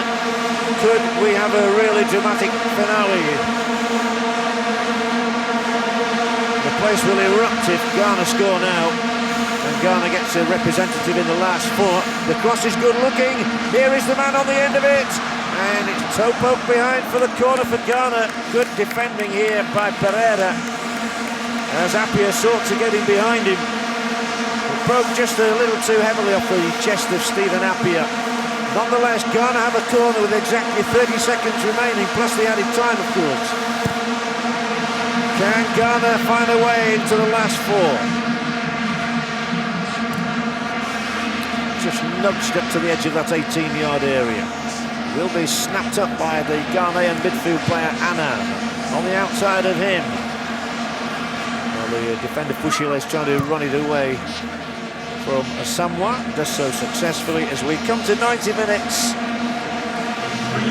And there'll be another 3.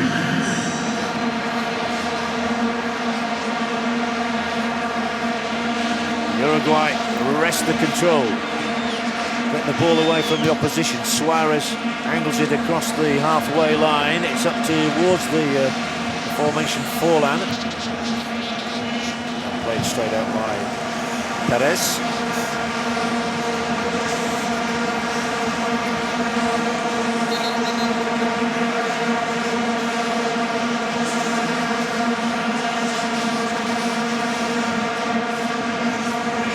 Well, this is Senor Benkarense's 3rd game. He had charge of Japan against Cameroon. He had charge of Nigeria against Korea. And it looks like he's going to have charge of another 30 minutes of action here between Uruguay and Ghana as well. So his World Cup will continue a little longer.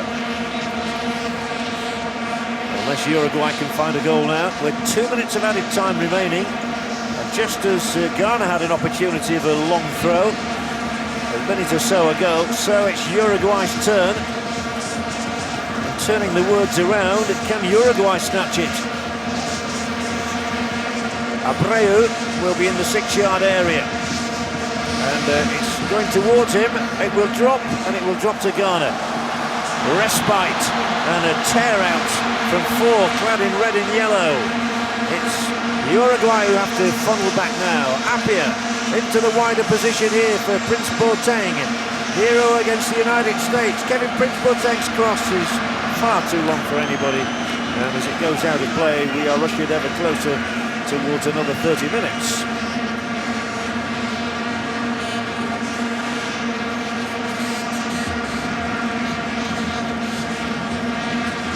Exactly 60 seconds remain.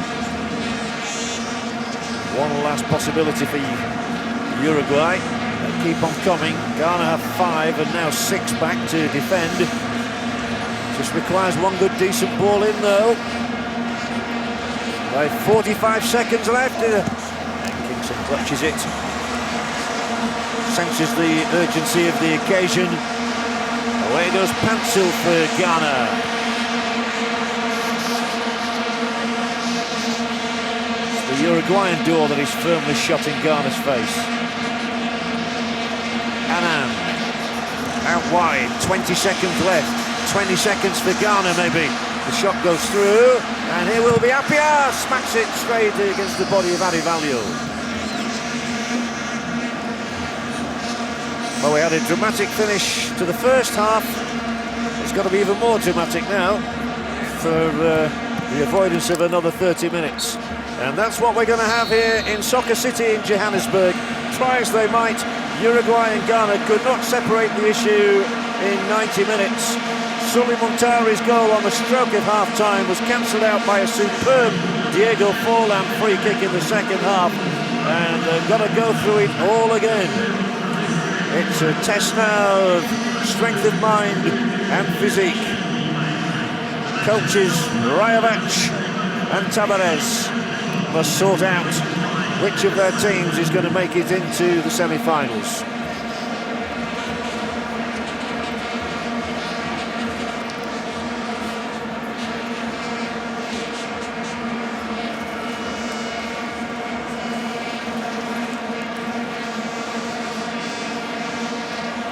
Well, there'll be a short respite.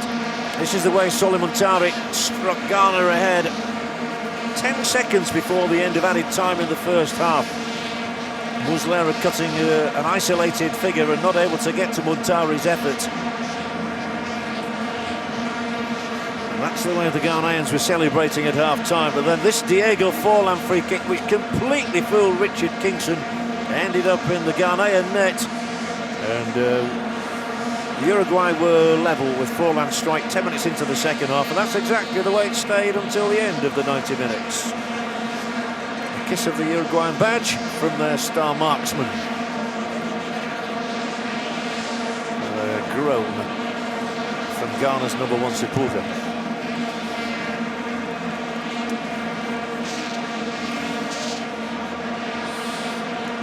Well, different players react in different ways at circumstances like this. Some encouraging, some keeping quiet, some just loosening up.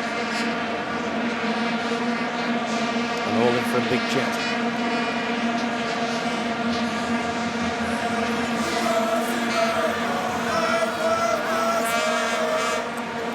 They will all have the same self-belief that this is going to be their night. El Maestro giving a lecture. He's a school teacher. Looks like it, doesn't he?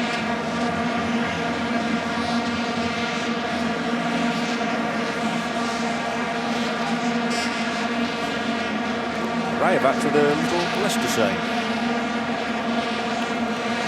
How's your Spanish?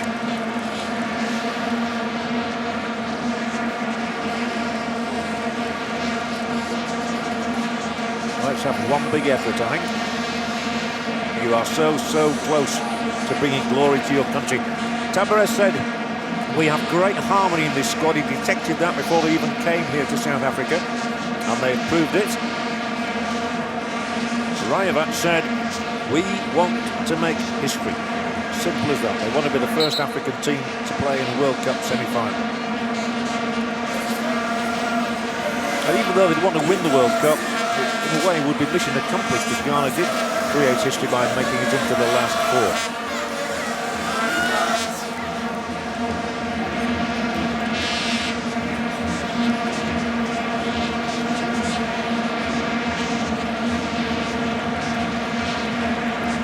Talking is over. There'll be a toss of the coin again now.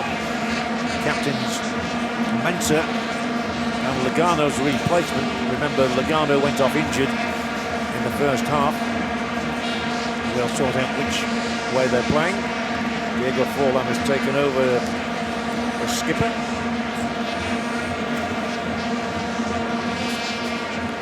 And certainly all to play for. Heads or tails, who do you fancy?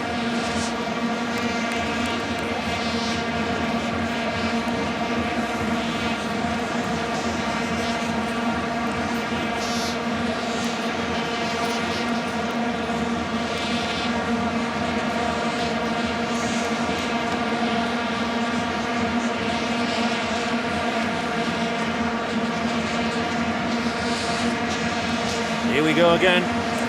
He's saying his prayers. Will they be responded to? Or will South America triumph? Or is it going to be a terrible day for South America? Remember, Brazil out this afternoon after the loss to the Netherlands. If Uruguay were to go again, it would be seen as a pretty desperate day for South America. They still have Argentina and Paraguay left, of course, tomorrow. So 30 more minutes of play and perhaps penalty kicks. But I think we've seen enough to suggest that both sides are capable of scoring in extra time. Ghana did so, remember, against the United States in Rustenburg, when Asamoah Gyan's goal eventually settled the result.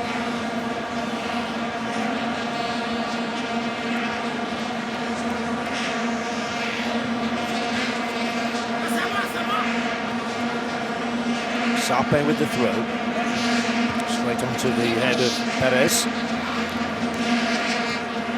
Tracked by Asamoah. Wide from Vorsa to Pantil. It's up there, the layback is good. Appiah's just touched it off to Gyan. Manages to slide it between two blue shirts. The cross in, well met, but should be picked up again by a Ghanaian in Asamoah. They fought around the edge of the Uruguayan penalty area. Going around in circles though, until Pansil delivers a cross, which is only steered away as far as Gian. Back from him, away by Victorino. Ghana controlling the ball. The best of the African nations. They lost the African nations final to Egypt, who surprisingly didn't make it to these finals, losing out in a playoff to Algeria. And it will be the first corner of extra time for Ghana. And the crowd suddenly come alive again, sensing this could be a big moment.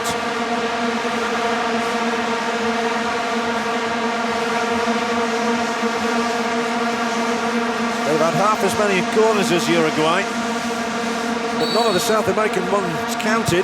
Can Ghana make this one count? They'll have another one. Abreu flinging himself at that. Mensah's having a real old go at somebody.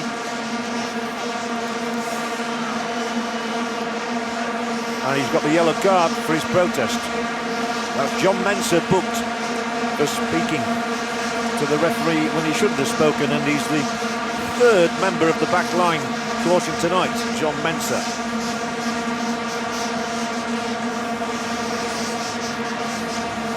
He's saying use your eyes. Not the best thing to say to a referee, really. Appiah with the corner.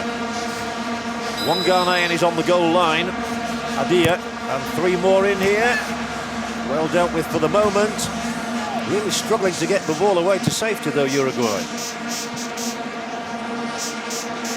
There's young Ladero, quite an introduction to the World Cup from him. He was actually sent off in the opening game, just come back in. And now he certainly has to retain his nerve and his concentration.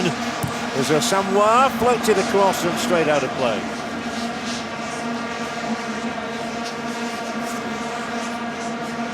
Nice build-up, poor execution.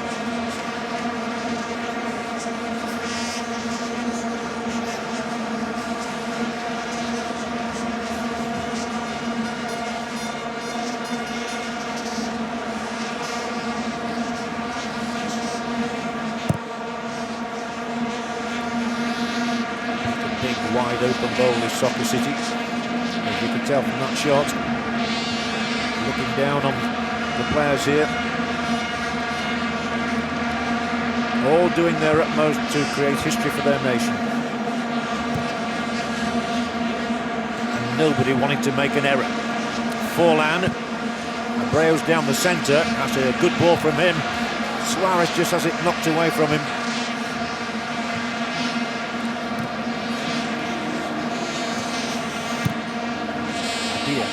Involved for the first time. Scotty's made a good contribution since he came on. That one was hit against Suarez. No question of a handball. Sarpe's throw. Appiah loses out. That's a dangerous one. It has to be cut out by Vosa. Very accomplished play from the centre half. Appiah. Swung out first time over to that far side to Gian. Samuel Gian, who's capable of such exciting contributions in matches. Tees it up now for Asamoah, who lets fly. Too high. Yet again, we've seen a lot of these. People struggling to keep this ball down. It wasn't far over, but it is over the angle.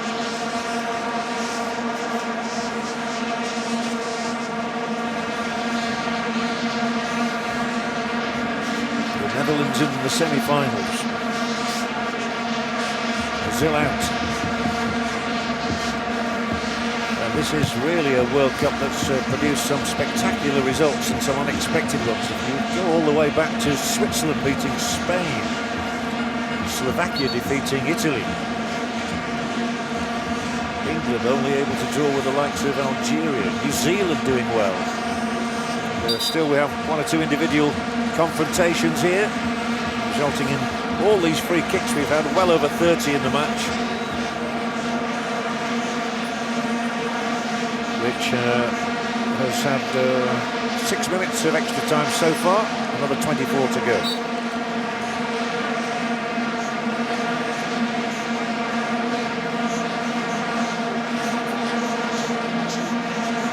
Still substitutions available. Manta is really caught in the throat there. It continues. Victorino's clearance. Stepping forward now is Perez.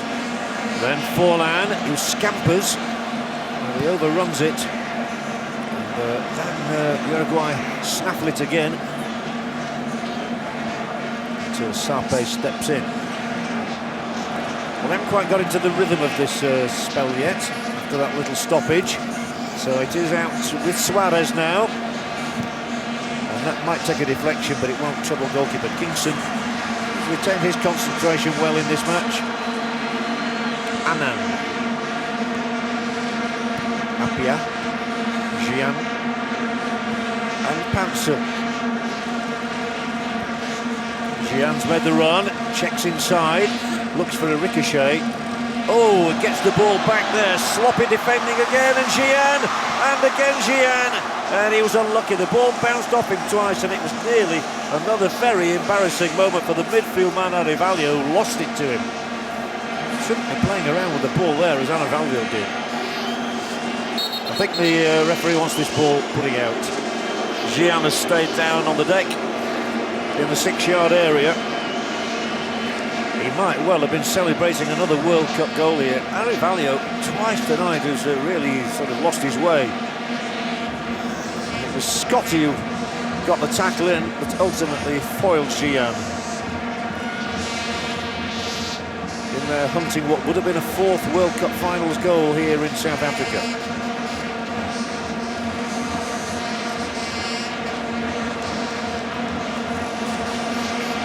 Defended well, Scotty, since he took over from Lugano at the heart of that Uruguayan defence. Ghana, by the way, the lowest ranked side left in the competition. 32 in the world. Uruguay's world ranking is 16 at the moment. And somewhere Gian could be leaving the field on a stretcher. Relive is looking to see whether there's a signal that he needs replacing.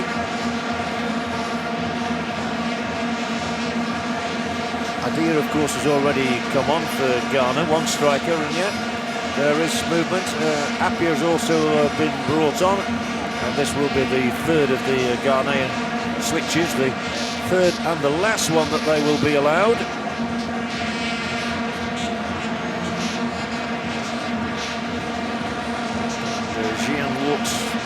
Tests himself out. Maybe he's trying to send a message to say, I'm okay, don't make the decision too hurriedly. Certainly running around towards the halfway line as we come up towards 100 minutes played in Soccer City tonight. Still we can't separate these two sides. Suarez.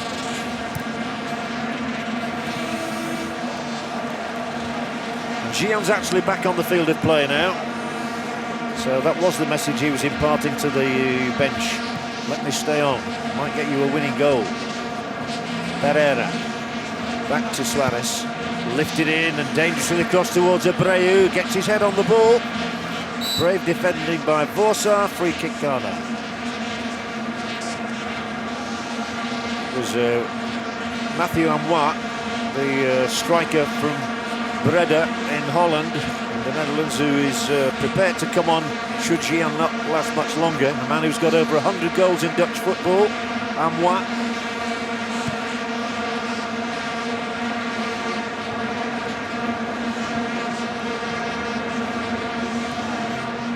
Neither side able to achieve a breakthrough in extra time as yet.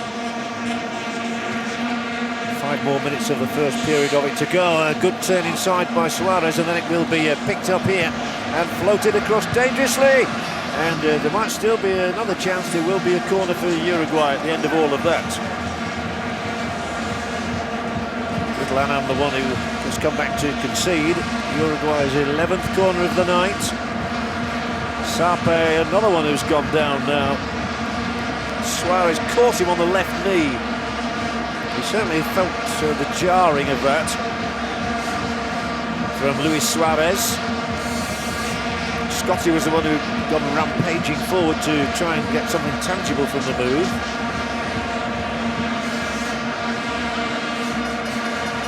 And Uruguay, who had to beat Costa Rica in a playoff to make it to these finals, will go hunting another goal as Sape just limps to the sidelines for the moment. But I imagine, like Gian, he'll return to the fray very shortly. They need 11 men out there. Forlan for Uruguay, they need a goal. It's not a bad one, but it's very well headed away.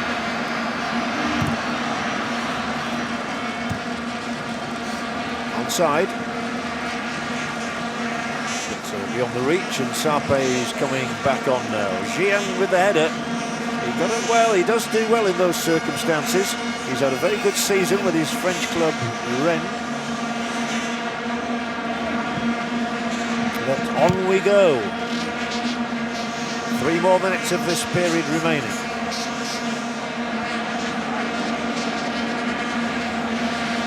Scott has gone roaring forward on a couple of occasions. And what's the referee going to give? Nothing, he says. Pick yourselves up. Appiah looks appealing towards the Portuguese official. Strange little skirmish, both went down rather too cheaply, Pansil and Appiah there. The referee saw nothing untoward. Appiah, the long-haired figure, getting there before him. Pansil making some sort of a contact, nobody touching the ball. And referee giving nothing. Well, the leg was outstretched from Pansil.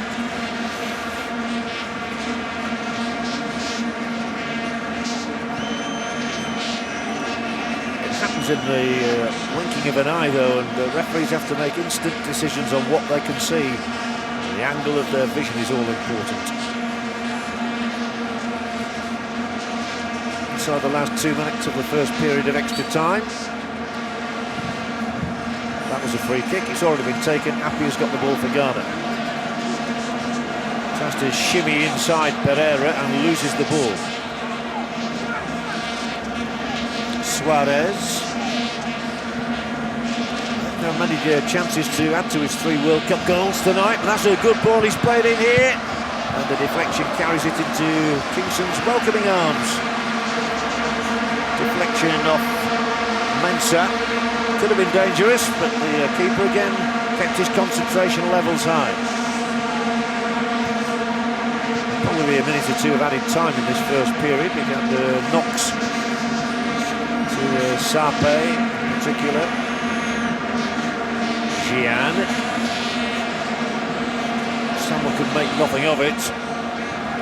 Value gets forward to Forlan, who stoops into the header and is onside. It is Forlan. He'll look to see if anybody can join him in there, and will settle for a corner.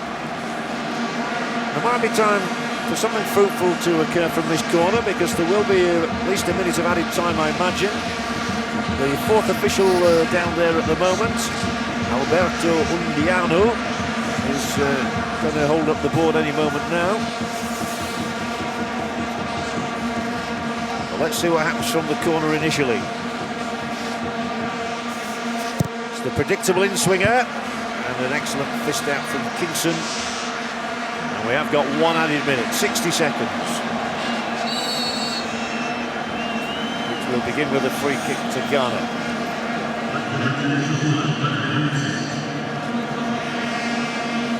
Perez, who's already been cautioned there, was the one who came across. That's an excellent punch again from Kingston. He's really performed commendably. Okay, he was beaten by the free kick by Forlan, but I think a lot of goalkeepers would have been.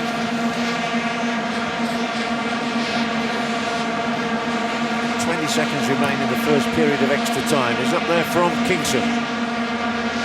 Should be picked up by Appiah for Ghana. Transfers it into the path of Pansil. First time transfer is onto the head of Arrivalio. And it's surely too late for either side to find a goal now in this first period of extra time.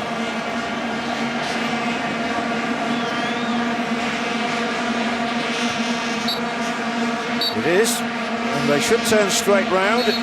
Some of the players will head to the touchline in the hope of a drink of water. The referee will try and put the ball down on the centre spot and say, come on, let's get on with it. It is, after all, 11:15 in the evening in Johannesburg. And we're going to go beyond 11 o'clock, and we may go some way beyond it if we have to have a penalty shootout, which will be the second of these World Cup finals of 2010. Gian, they thought of bringing him off a moment or two ago when he went down rather heavily in a challenge in the penalty area. It's 1-1 after the first half of extra time. 10 minutes separated the goals. Montari on half-time, Forlan 10 minutes into the second half. The heavily tattooed Abreu will look to be the hero of this hour. So with 15 minutes to go, let's see which one punches its weight the most.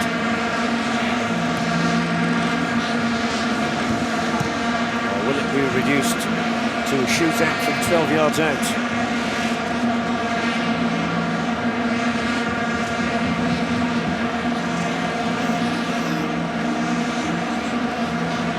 I think we all thought it was going to be a tight contest, and so it has proved. Anand's pass. Hit in long to the 18-yard area, and he does well to even get a touch on this. There's Guyan, he's an excellent front runner. Often plays alone in that position. Just couldn't quite bring it down with a full stretch.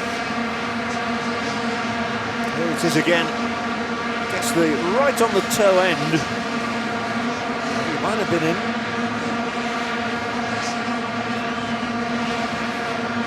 14 minutes to go. Look at the size of the crowd here in Johannesburg. 84,000 packed in here. Thoroughly enjoying this World Cup occasion. Seen some good matches in this stadium. Good performances from the likes of Argentina, Brazil, Germany. And away goes Asamoah. The crowd get a bit excited as he puts a sprint on. Disrupts it into the wider position. There are three in red and yellow up there, and that's a wasteful ball. Really a disappointing finale there from the left boot of Appiah. The yellow boots of Appiah.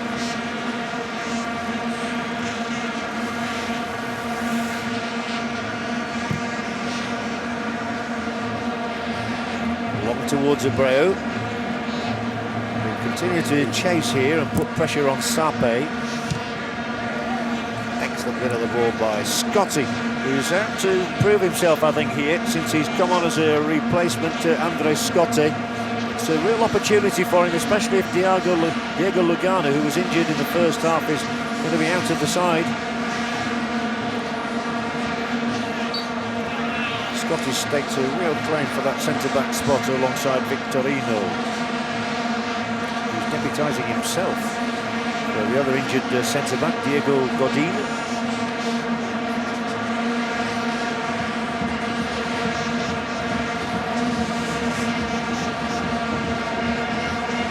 Sometimes matches tend to slow down almost to walking pace in extra time. Players' minds wandering to whether or not they're going to be required to take a spot kick. This one is up beyond Abreu.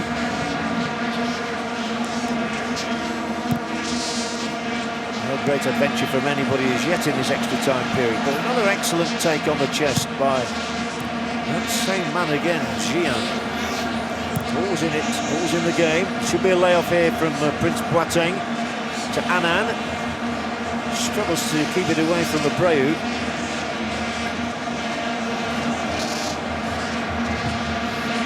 Appiah decided to chase that one a little late. Anand again, Sven Panzer and Anand. Free kick against Uruguay. Lodero, the offender.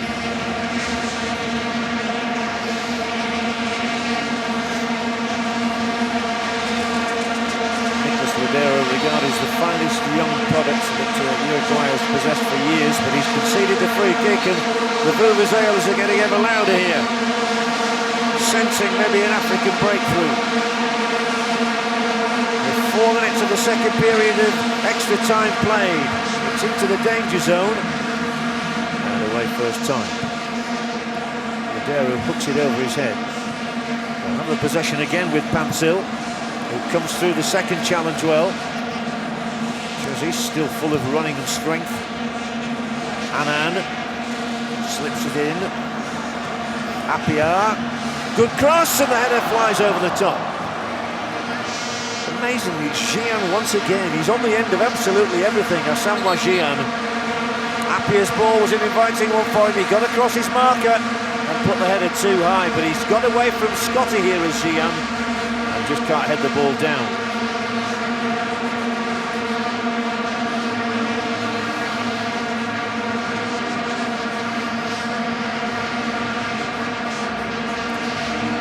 Shots in the game from Jian, 3 on the target, 5 therefore not on the target. Mensah's got to be careful on the bounce of the ball here. Annan. Only onto the head of Victorino.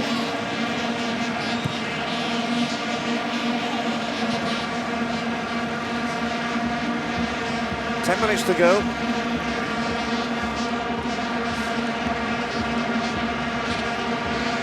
Without wishing it upon these two sides, it is looking ever more like a penalty shootout.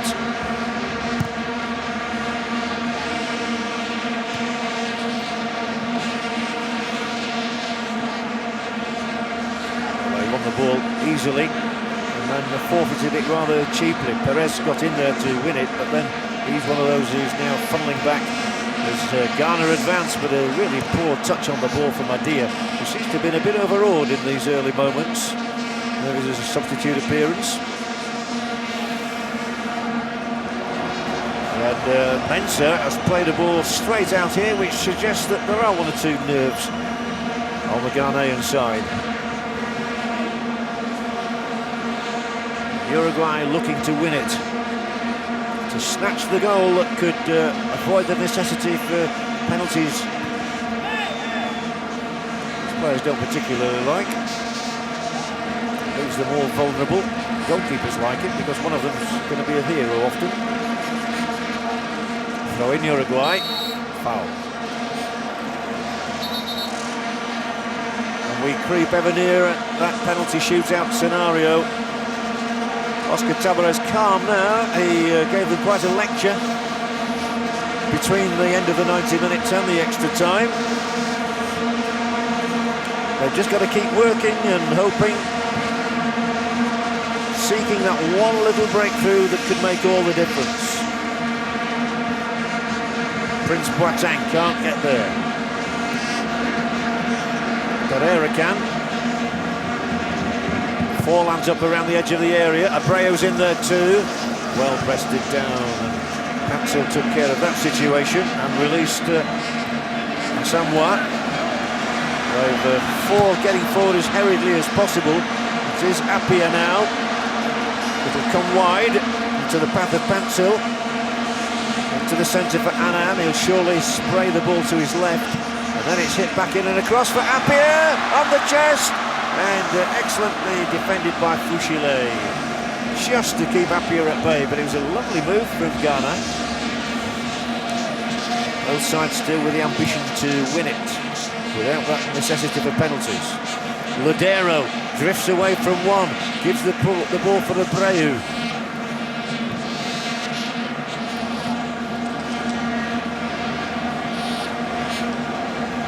Options here with 7 minutes to go. The scoreline's still 1 apiece, and it's beyond Abreu. It'll drop for Forlan. Blasted wide of the angle. Difficult angle for Diego Forlan. Spinning ball went off Vorsaal's head, taking it down in one on the knee and blasting it on the left foot. Decent try. Meanwhile, at the other end, we saw Appiah there taking it on the chest, but the defender was probably always going to be favourite from that moment on. Here come Ghana again now with Jian's ball in towards Appiah, who lunges for it. It's a goal kick. Appiah thought it was a corner. Adevalio coming back and doing a valiant job.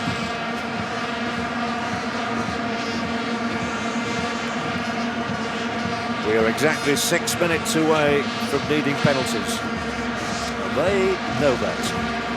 A knowledgeable football crowd here in South Africa.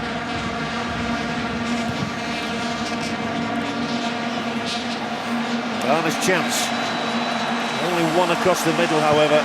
Appiah finds that one man. GM turns, and it's scooped away and booted away from very close to the goal line. Despair for Gian. That could have been the moment to break through for the four-time African champions, who now concede a free kick.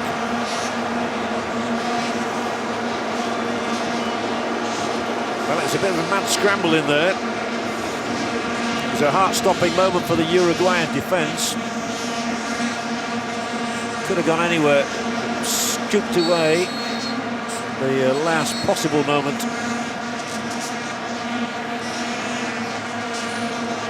Well, Scotty initially got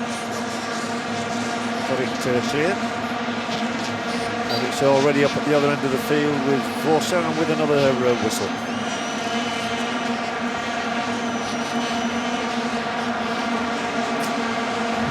I think they've enjoyed the match. And they still haven't a clue who's going to win it. So they'll have another blow on the Vuvuzela. Great clearing header, but picked up by Sape, who continue to move forward here. Hans Sape, angled into the path of Annan. Away first time, and goalkeeper Kingston will allow this one to get into his area, palm it down. No great alarm. Hurls it out to Pantsil. Suarez pointing the way to his players immediately by Pantsil there. It's headed away first time, then the clearance from Arivalho.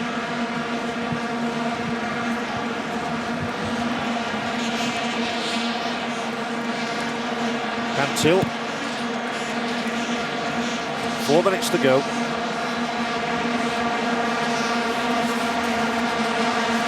Well, they're going to need nerves of steel to come through this. Gian trying to wrestle his way through on the line. He's done well again to get the corner out to Fushile. And once again the crowd are roaring in anticipation that there could be an African breakthrough here with 3 minutes of extra time remaining. It is Ghana's 7th corner, 5 fewer than Uruguay have managed. But there will be a deafening roar if the ball ends up in Uruguay's net now. Asamoah with the corner kick. Oh, it's a shocker. And Abreu is able to boot it to safety. The only consolation for Asamoah is he can have another go. They've got 6 or 7 up here, only 2 left back to defend. And it's Abreu again who heads it away, this time for a throw-in. We've seen a lot of corners coming far too flat for anybody to get the ball in the net.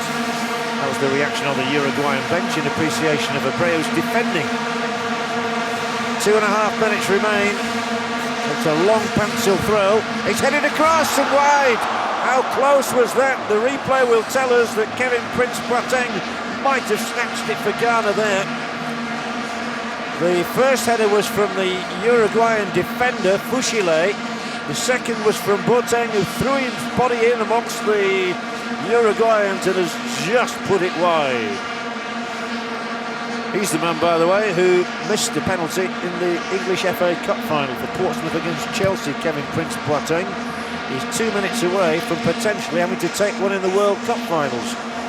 But Uruguay, shoulder to shoulder, no, free kick.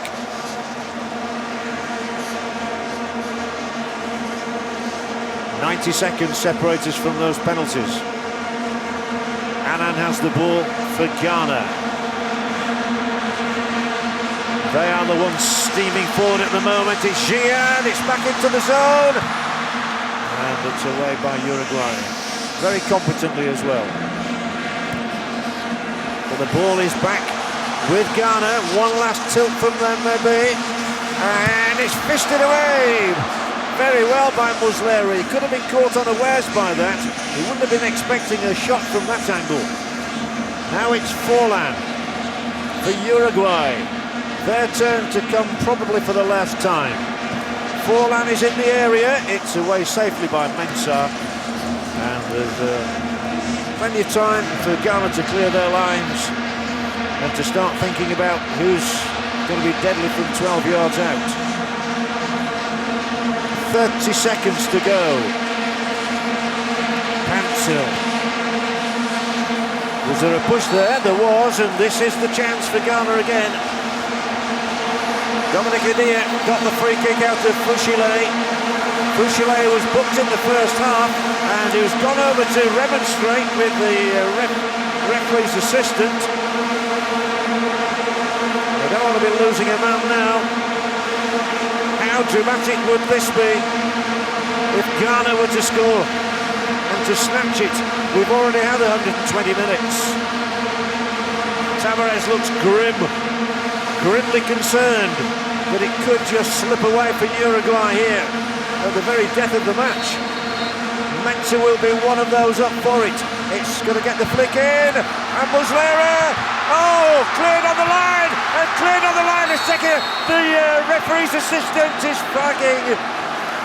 What a dramatic thing. There's a red card coming out as well. Well, there had to be drama right at the end here, and the red card is shown. What a finish to the match. The referee's assistant was the one there who saw the handball, and right on the line, and it's a penalty kick for Ghana. There was the first header, the fist away, and then it's kept out by the leg of the defender first time, and then the handball on the line, and Suarez is sent off. Well, you couldn't have a more dramatic finish to a World Cup match than this one. People remember Maradona's hand of God. Well, this was a hand of Suarez that kept the ball out. And this man, Asamoah Gyan, has the opportunity to send Ghana into the semi-finals of the World Cup. And he hits the bar! Unbelievable. What a miss. And Gyan, who has converted 2 penalties at these World Cup finals against Serbia and against Australia, can't convert this time. He almost seemed to take it too casually, and he is inconsolable. Down on the touchline, Suarez was almost in tears. The goalkeeper Muslera didn't even get a touch, but they're congratulating him, and we are going to have penalties, and Gyan will have to take another one. Ghana should now be celebrating. Africa should be celebrating a team in the semi-finals of the World Cup. But with the last kick of the match, Asamoah Gyan has blown the chance of personal history. And all of a sudden, Suarez's mood has changed again. And despite the fact he's picked up a red card, it firstly doesn't matter, of course, in terms of numbers. We are going to have a penalty shootout here because it's Uruguay 1, Ghana 1 after extra time.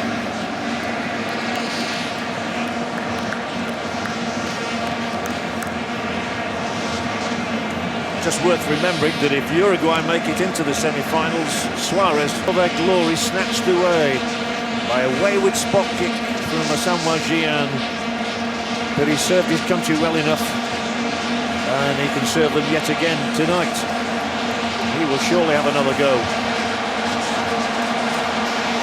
Richard Kingston looks as though he's trotting away to guard the net first, which means that Uruguay are going to take the first penalty. I would think that means that they won the toss. I want to bat first, to use a cricketing expression. Kingston salutes the fans and says, come on, give us all a lift. Forlan will attempt to put Uruguay into the lead with the first of these spot kicks. Diego Forlan, whose father, Pablo, played in 2 World Cups. Well, Forlan has got 1 goal tonight at this end of the stadium as well. He struck an exquisite free kick high beyond Kingston into this net. He looked to beat him again. Victorino stretches his arms to the heavens. Forlan wears the look of a determined man. The first kick in the shootout for Uruguay is successful. Forlan scores 1-0 Uruguay.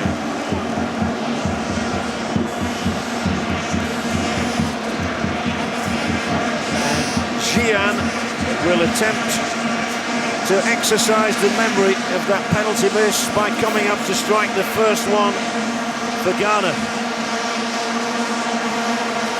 The whole of Africa will be praying that lightning does not strike twice and he does not hit the crossbar again. Asamoah Gyan, it's still a short run-up. He's got to beat the goalkeeper this time, and he has done. And he has exercised the ghost and the memory of that miss. 1-1. And he's had a very, very quick opportunity to get his self-esteem back. And one of his colleagues goes out there, Anand, to congratulate him on keeping his nerve. Uruguay's turn.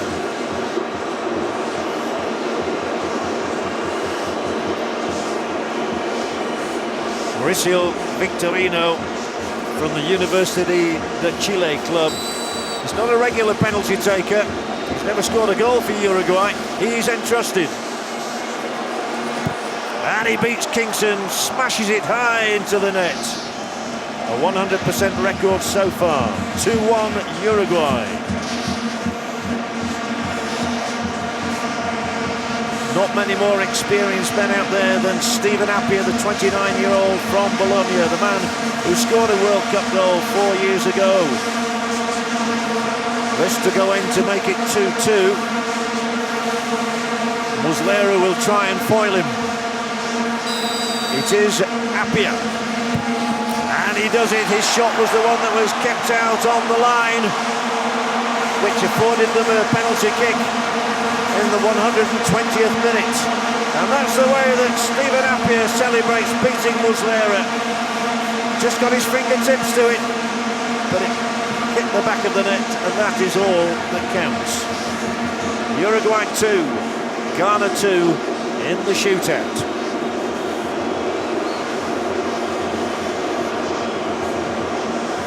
Stepping forward now is the substitute, Andres Scotti. Nobody's missed. Emphatically driven low beyond Kingston.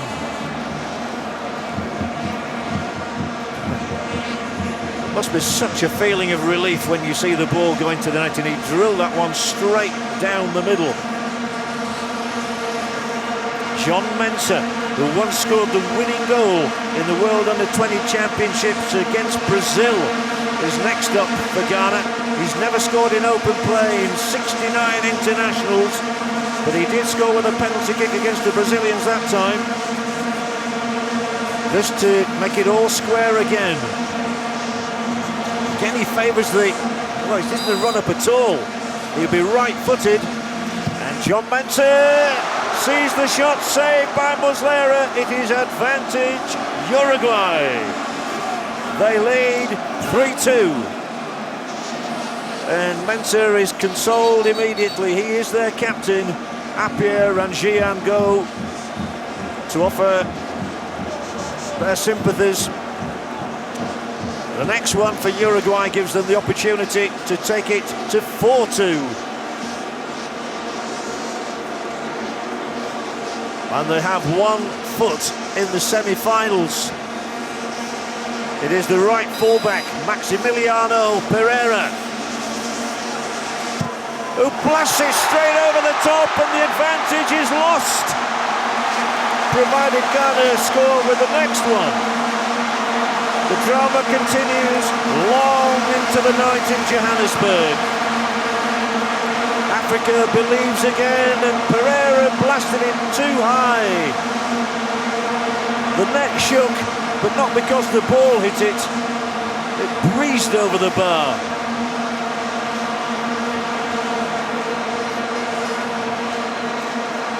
Ghana are very much alive, especially if this next one goes beyond goalkeeper Muslera. It's the young man, Dominic Appiah. Star of the World Under-20 Championships. And this is saved as well. And it's a horrible, horrible moment for the young man.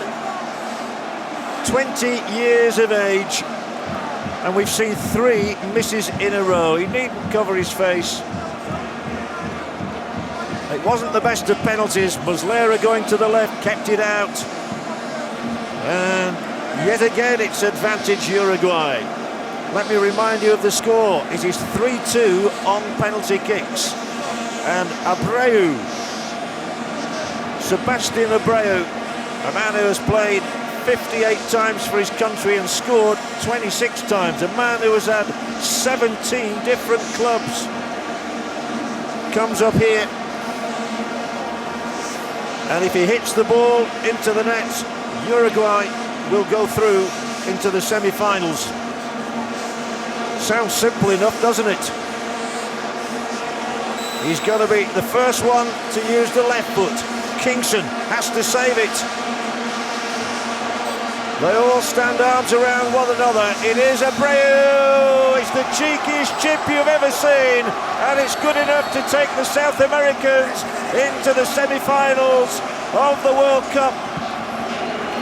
African hearts are finally broken in 2010. There will be no African team in the last 4.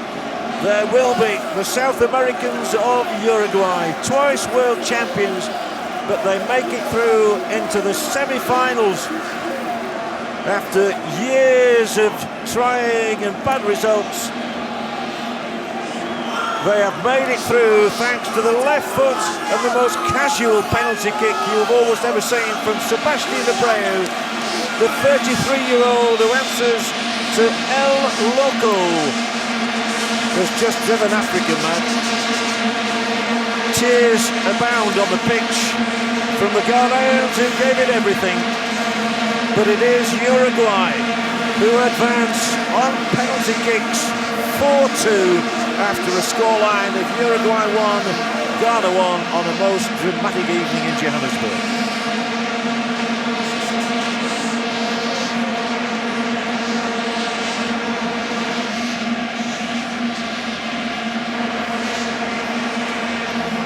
Well, we all say it is cruel, and it is. And the last hope of Africa has gone. We saw South Africa go in the early stages. We saw the likes of Algeria and Cameroon underperform. Nigeria underperformed as well. Côte d'Ivoire could not make it. And now, after a terrific effort, the Black Stars of Ghana are out as well.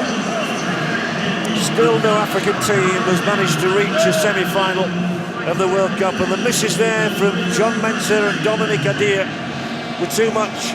And despite the one miss by Maximiliano Pereira of Uruguay, the successes from Forlan, Victorino, Scotti, and finally Abreu are good enough to carry Diego Forlan and Uruguay through to a World Cup semi-final. Music to the ears of everybody who lives in Montevideo.